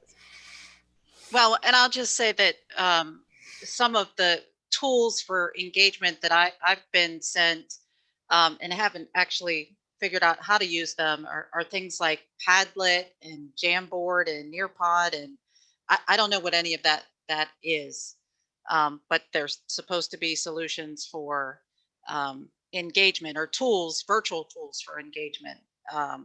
So our school divisions using things like that. It doesn't always work with the platforms that we're using. So, Okay. I mean, you don't know how many times I have tried different things and it hasn't worked. When it works for me on my computer, it works for me when I upload it, and then the kids can't see it or can't hear it. It doesn't interface well with all the different settings out there. Shucks. All right. Okay. And that kind of, again, rolls into another thing. Is just about, how are teachers being supported and trained, especially with this constant, moving target of in-person or virtual or a hybrid. How, are they really being supported by their school divisions? Is there any, I don't know, is there, any COVID funding that can help with this? I don't know. Is it something where I would love for somebody to put a big old bill in to get strong internet throughout Virginia, maybe next year. And but really, how can we support teachers and the staff and those who are working so hard to serve our kids? Just kind of a general statement there, question, I guess. One of the best things, Suzanne, is the fact that we've been given a lot of time. And I know that the educational academic time has been cut short, like we've talked about on the virtual setting. You're not online as much, but teachers now have time to work individually with the children, as well as time to work on all of those trainings, because honestly, we're all constantly being given trainings, and we're doing a lot of trainings during our professional development time. So that's there. Okay. And go ahead. Did somebody have something? I was just going to ask Delana a real quick question. From a parent perspective, how can a parent support a teacher so that they don't feel the weight of the world on them? You know, how do they empathize with the teacher? You know, I'm struggling like you're struggling. What helps? What has helped personally with my class and my students is the constant, straight, honest relationship talks. So if something I do is not working, those parents say, hey, this isn't working. And so we troubleshoot together, and not them jumping and running immediately to my administrator, because then I become defensive. So, I mean, that's really started with those relationships right up the bat, as saying, look, we have to talk about this and deal with this together. That's been helpful. But there are those parents who their jobs have just keep them away from their kids. And now the kids are like online, but they're not doing any of the support. And we are doing everything we can, providing different types of ways to deliver the lessons for them. But then when the kids get offline and the parents don't go back during that asynchronous work, and they don't show us what the kids can do, or in fact, just the other day, I had and you guys have said it, the screen is black, so I'm not seeing the children. And in the chat, the children's names are coming up, but I'm well aware that neither one of the two children that we're talking were actually children, because I know my students and I know what they can and can't do. And these two children were chatting inappropriately in my chat. So there's that, where the parents may not be professional either. You know, so there's those things that are happening out there that we're all dealing with. Well, and the thing we can't do is we can't hit reset and start over. So we got to continue to move forward from where we're at. And I think the big thing is, and it's been said several times by several of you, it's back to those building relationships and having a willingness and an ability to face the issues head on, and for neither the teacher nor the parent to take anything that's said as personal.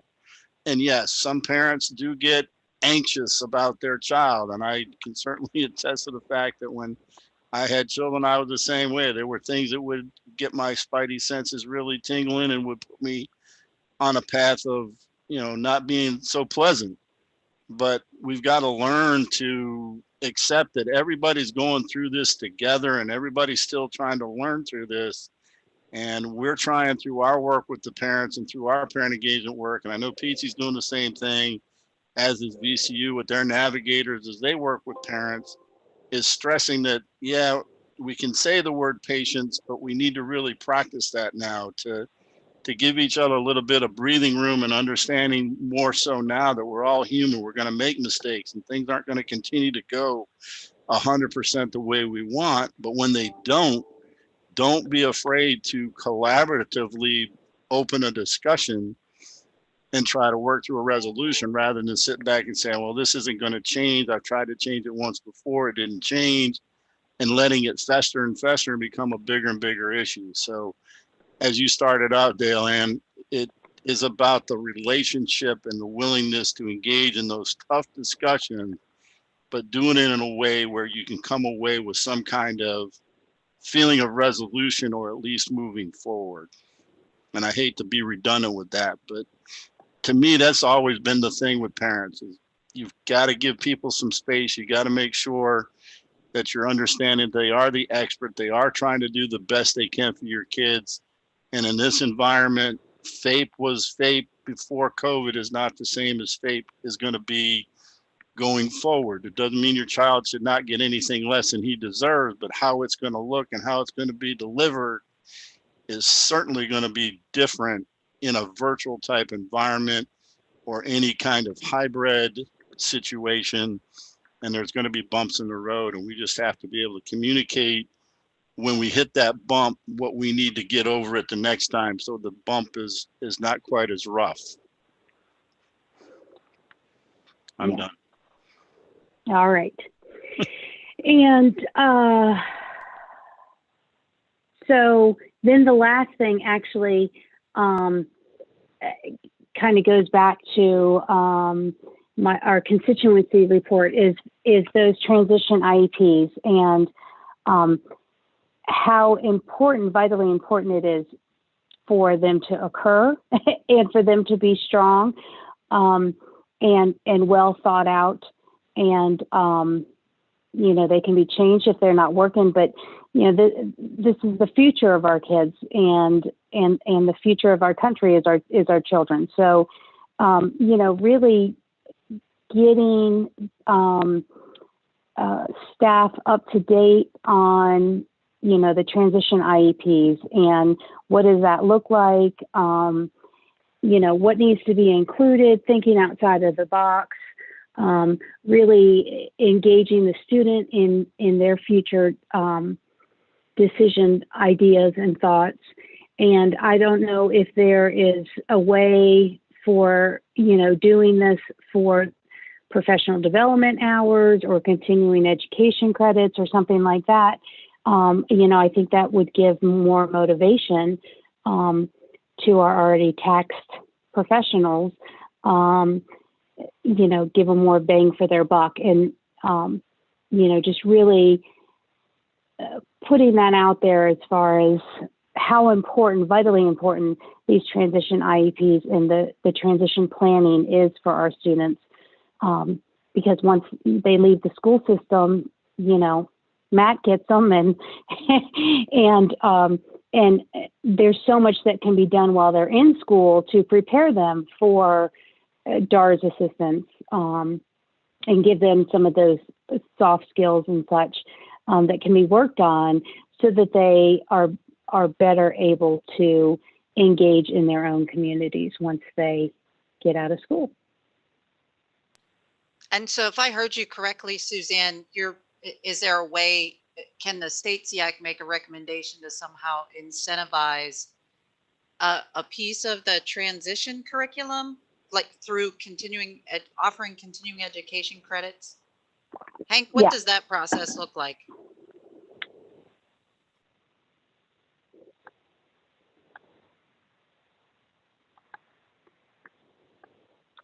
Hey, Hank, you're muted. See, still not learning Zoom. CEU credits, we don't do those at the department level generally in what would be in a traditional apply for a CEU.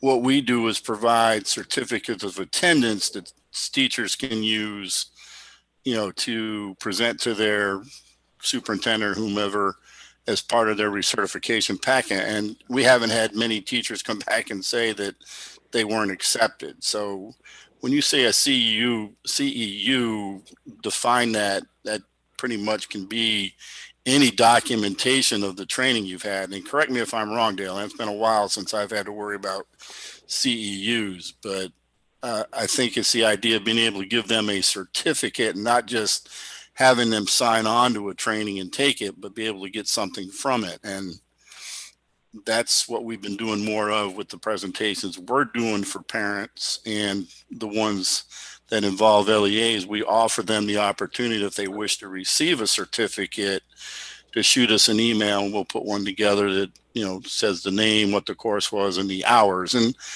to get true CEUs, there's got to be a certain number of hours, and we won't inflate it, but we'll make sure that our presentation time covers what's necessary for an actual award of, or being able to be used for recertification. So.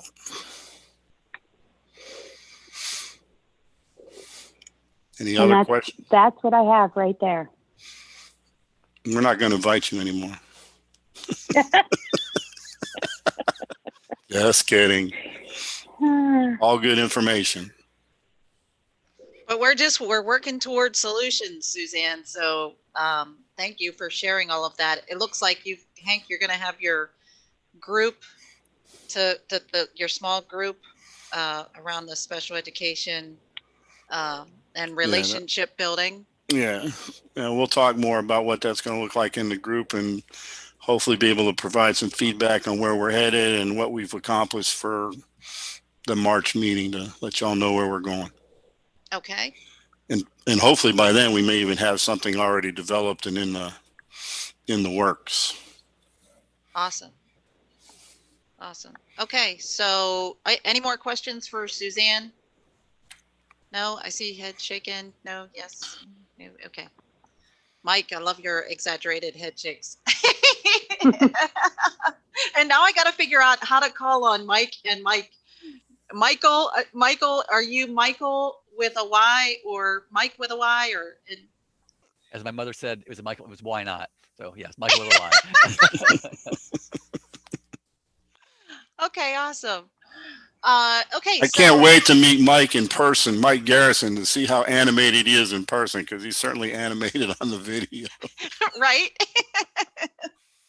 Okay, awesome. Hopefully in March we'll be together all together where we probably still won't be able to hold hands and sing Kumbaya, but we'll at least be able to see each other and be close. So that would be awesome. Okay, so up next we've got Mr. Matt Luther. Well, I'm not going to repeat a lot of what we've already said. I'm going to try not to, and then I'll let Kendra and Teshu, if they have anything they want to add. But, you know, I had mentioned before equity and then social emotional learning, and we had a presentation on that. I think we all know what's impacting outcomes. I think, like everybody's already stated, what are solutions? And I'm just going to give you some examples from my job, and it might help you guys understand. I didn't know anything about Zoom. I didn't know anything about Microsoft Teams. I had to learn this stuff. And the only way you can learn this stuff is through training. Someone needs to teach you. And I don't know if the schools, you know, depending on the virtual platform you use, if they offer training to parents and or grandparents who are probably watching the kids, well, if the parents have to work or if the student's at home. So that was the first step I had to take. The second thing is learning how to use Zoom to make it engaging for students. And so the technology experts out there who showed me ways to do things with Zoom that I had to learn and practice with students and families, and especially for students, for example, who aren't very good at communicating verbally. Zoom allows people to communicate in other ways through, you know, using different icons, or like the annotate function, like I said, or even just saying, turn off your camera, turn it on if you agree with me, all kinds of different things. So it has allowed, in some ways, it's helped some students. In other ways, it's not. And so collaborating with my schools, you know, in Williamsburg and York County, and them, I've worked with those school folks for 10 years. Although the changes in teachers every year, you still have to train people on what it is we do. And knowing that I'm there to help teachers with doing transition assessments for them so they don't have to, and working collaboratively like you guys have all talked about, and working as a team to try to take some of the pressure off the teachers who are working their tails off right now, just to try to get people to stay focused on virtual platforms. And then, like Suzanne already is doing Transition University. Any teacher could take Transition University. I forget how many credits I got for finishing the training. I don't remember if it was 2. I don't know. Suzanne, do you remember how many credits you guys give? We just give you a certificate of completion. It depends on your certificate, I guess, as far as how much they give you. Yeah, so I can't remember how many hours it took me to complete the whole program. Oh, you know, but yeah, I don't. I would have to ask. I guess that's something you get permission through your principal or your supervisor, Mm-hmm. and maybe, you know, Brian or Sandy could speak more about that. But you know, I think you just got to look at. And then another example, I'll just give you guys one. I went to the Eastern Shore last week, and I went into a class, and we were looking for a student that we had been working with. And the teacher told me he's 18. He withdrew, and he withdrew because Tyson Foods and Purdue are they're having a competition over there for sign-on bonuses of $5,000 if they can get people employed. So, I mean, there's all kinds of reasons that folks are being impacted that's causing problems with outcomes right now. The question we have to come up with as a team, and I think you guys have already discussed this repeatedly today, is what strategies, how we can collaborate, build relationships, work together. And I think we just have to look at it sometimes at a very basic, practical, common sense approach to, if none of us knew how to use Zoom, how would you start? How would you start working with a parent and a student who is not familiar with any virtual platform? And do they have the technology or the internet? And if they don't, then what other modality for instruction are we going to use? And that's really all I have to say. Unless Kendra or Tashu have anything they want to add as part of our committee. I think you summed it up well, Matt. I will say that PT worked with my county to provide 5 hours of time on that certificate for teachers that attended Transition U, and we have had several teachers go through it. So that's been helpful. Great. I'd just like to say it sounds like, from what I've heard from everybody, it's not just about, there's lots of issues going on, but it's not just about teacher retention, but it's also about student retention.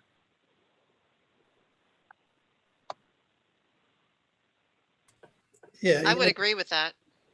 You almost, absolutely, to be a teacher, you have to be extremely creative, and you have to build relationships with your students, even in person. And now you're asked to do that virtually. You almost have to be like a magician with technology. I had to learn how to do a bit emoji. I don't even know. If someone asked me what a bit emoji was, I was like, I don't even know what the heck that is.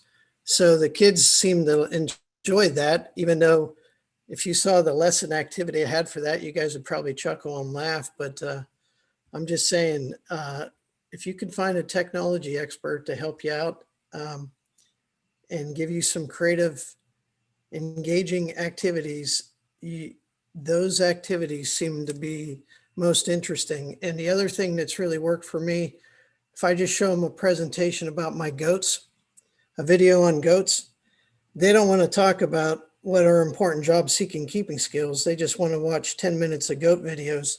But at least I get them talking, and that's a step in the right direction. So I'm encouraging you all to find animal videos and play them. Okay. That's awesome, Matt. You sort of, you touched on something that made me switch my hat. And I'm wondering how much is the Virginia Department of Education maybe exploring the usage of performing artists who may have been hit hardest by the closure of live performances. And I say that because a lot of the performing artists out there are highly skilled. They know they've been utilizing the platforms now since March, and they've come up with some engagement strategies to have folks responding.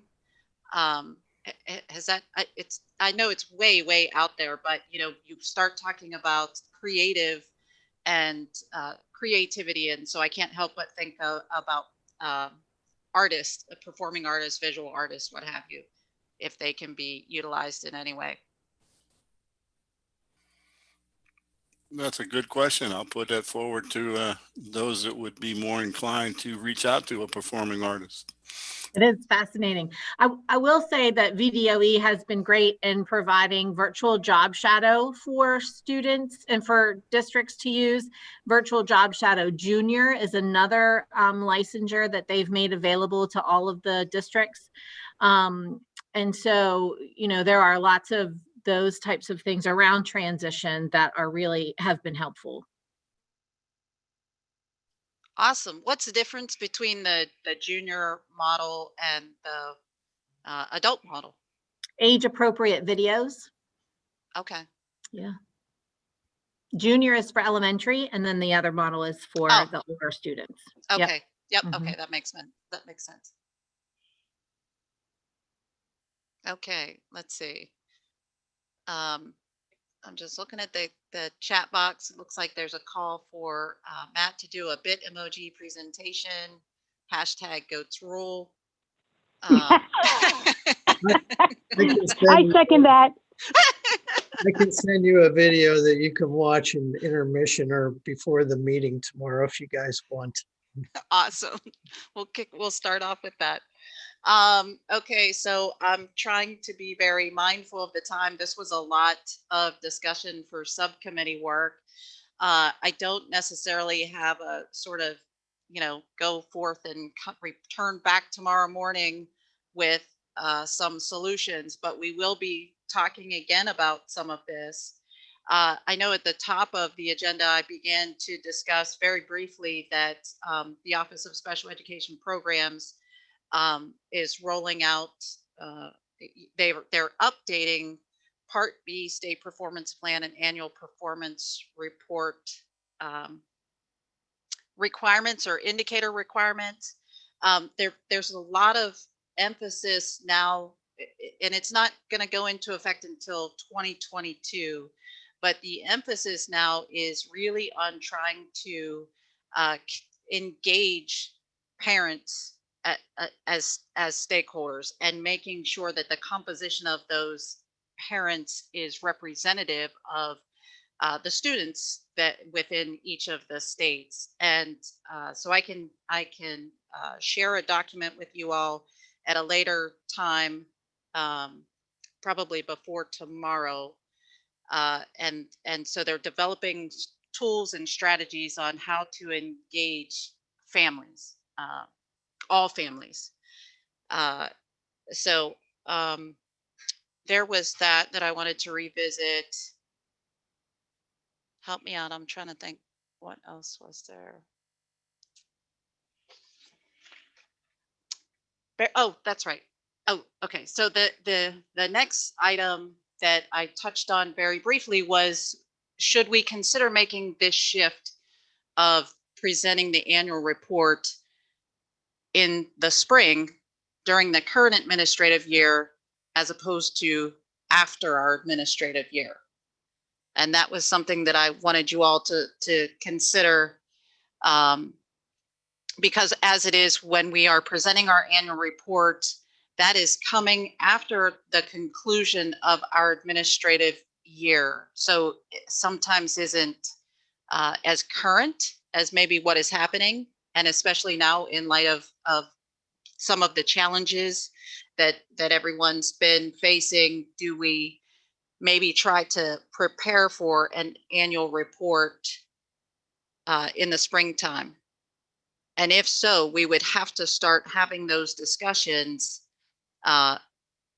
now and in March, be in a position to make our recommendations and commendations for the annual report. I don't know how everyone is feeling about that. Some of our newer members, you might, excuse me, you might not be as familiar, but it's typically work that we do. We're typically working on that annual report at the start of our administrative year. And so this would be to try to shift it, that we would be finishing it. We would have this report prepared at the end of the administrative current year. Have I lost anybody? Yeah, Hey, it seems Christine. like that would better inform the state to actually be proactive in planning activities over the summer and staff development, that kind of thing. So it seems like it would logically make sense to me. Yeah, I'm certainly for it. I just have a question. I don't know if anyone on here can answer it or not, but are the current meeting dates based upon us completing the report for the October meeting, or is that just the way it is? No, the dates are just the dates that we set in advance. The only requirement that we have with regards to that annual report is that we present it to the Board of Education by October. So before October 1, we have to share that report. And, our administrative year starts July 1, ends June 30. And so if we are meeting in March and saying, in this final meeting of the administrative year, we're going to work on this report that can be presented in this current administrative year, the potential is there to present the annual report to the Board of Education at their June meeting. And so we're still staying within the requirements of our bylaws by presenting that report to them. But just wanted to get your take on making that shift, because we'd have to start to make that transition now. Well, and keep in mind, any change in presenting to the board will have to be approved by the board. I mean, are they going to want to get that report in July? I don't see why they wouldn't, but we can't make the assumption that they're going to want to hear in July. They may want us to continue with the current process, but as Michael pointed out, it certainly would better inform. And I know you and I, Christine, have had that same conversation of why are we waiting till the end of the year to say this is what we'd like to see going on, where if we get it out early enough, they can direct us, or we can take recommendations and look at doing things proactively rather than waiting to be directed. So I don't see it being a problem, but once you guys decide if that's something you want to do, then I would need to work with Sam to see how we would make that recommendation to the board that we would like to present the Sseac annual report in July versus September. So don't consider it a Sseac decision solely. But certainly no, not at certainly all. can put the recommendation forward, and I think we've already made a good argument just here today on why it makes sense, but certainly to expand on that, think about it some more, and give me some more facts and rationale to present to the board to say, hey, in July, we want to present this. Because as you said, it just before October 1st, that doesn't, nowhere does it say it has to be in September. Right. And I think the thought process behind it is, this is December. We're already at our third meeting of the year. Right. The school, we're only halfway through the school year. And so to sort of, Right. yeah, we're so far behind the academic calendar. From a timing standpoint, it makes perfect sense to do it in July or as close to the March final meeting for the cycle of the Sseac than it does to wait till September. Right. I'm thinking more June. I tried to go back and look a few years back to see if the Board of Education consistently meets, April, May, June, and it seems most often they are meeting in April. They are having meetings in June. And so that turnaround time, because typically when we come back to the table, at the March meeting, we've got to say, okay, we're going to accept this as the annual report to present to the Board of Education. That'd be a quick turnaround time to do an April presentation. So well, and yeah, April would be according to their newly published schedule, the first meeting would be April 22nd. And then the next one would not be until June 17th. Well, then I would ask if it's possible to do that at the June 17th meeting. And like you said, you'd have to run that by Dr. Hollins first and President Gecker, I would imagine, to see if they would want to receive the Sseac's report earlier. And I'll be honest, Christine, it may make more sense to consider doing it in July, because you all are meeting when do you all meet in your July executive committee? Yeah, you don't meet until July either, on the 14th. So right. There's no way you could get a report done from the 14th to the 22nd. So we may have to look at if the board's willing to receive it in July or June, to doing the executive committee meeting in March instead of July. Oh, right. That's a good point. Yeah, that would change. I mean, that shifts your whole schedule, which is fine. I mean, that's an internal meeting. I mean, it's got to be made public, but it's not one that that's going to create any kind of confusion or whatever for people that have already seen the schedule. Right. I mean, changing a meeting is just that. It can be done. But I will approach Sam with the idea and see what her thoughts are and what information she may want to present to the board about receiving the Sseac report in July, and what her thoughts are on it. Okay. But as a just a kind of a heads up, and then let her know that y'all are going to provide me with some additional information to support why you're recommending moving the report to July or whenever, June. Okay. Whatever month y'all determined to be appropriate. Okay. Any questions about that from the committee members? No, no shaking heads. Okay. So the time now is 12:15, and we've got another day that's going to look like this tomorrow. So take away the discussions that we had during subcommittee and try to offer some, try to come back tomorrow with some solutions. Look into some resources that might be out there that we're not familiar with. And if there are no further questions, are there any questions at all?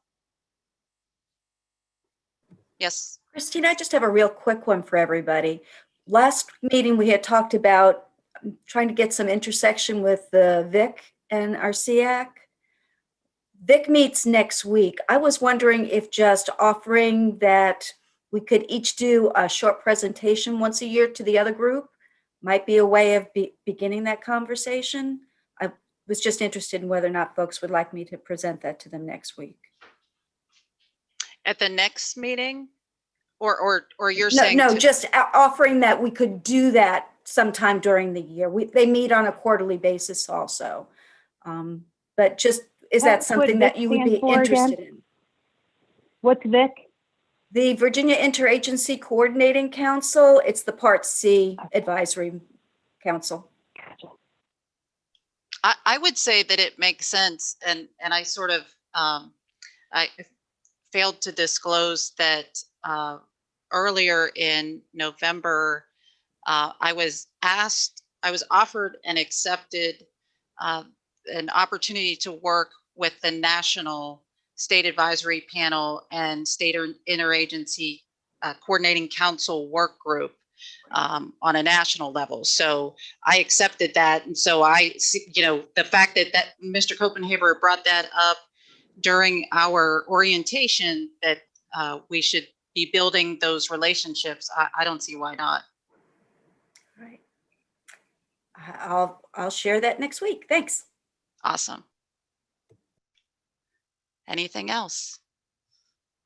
Going once, going twice? If there is nothing further, I will call this meeting adjourned at 12:17, and I will see you all tomorrow morning. Tomorrow is Friday. Thank you all.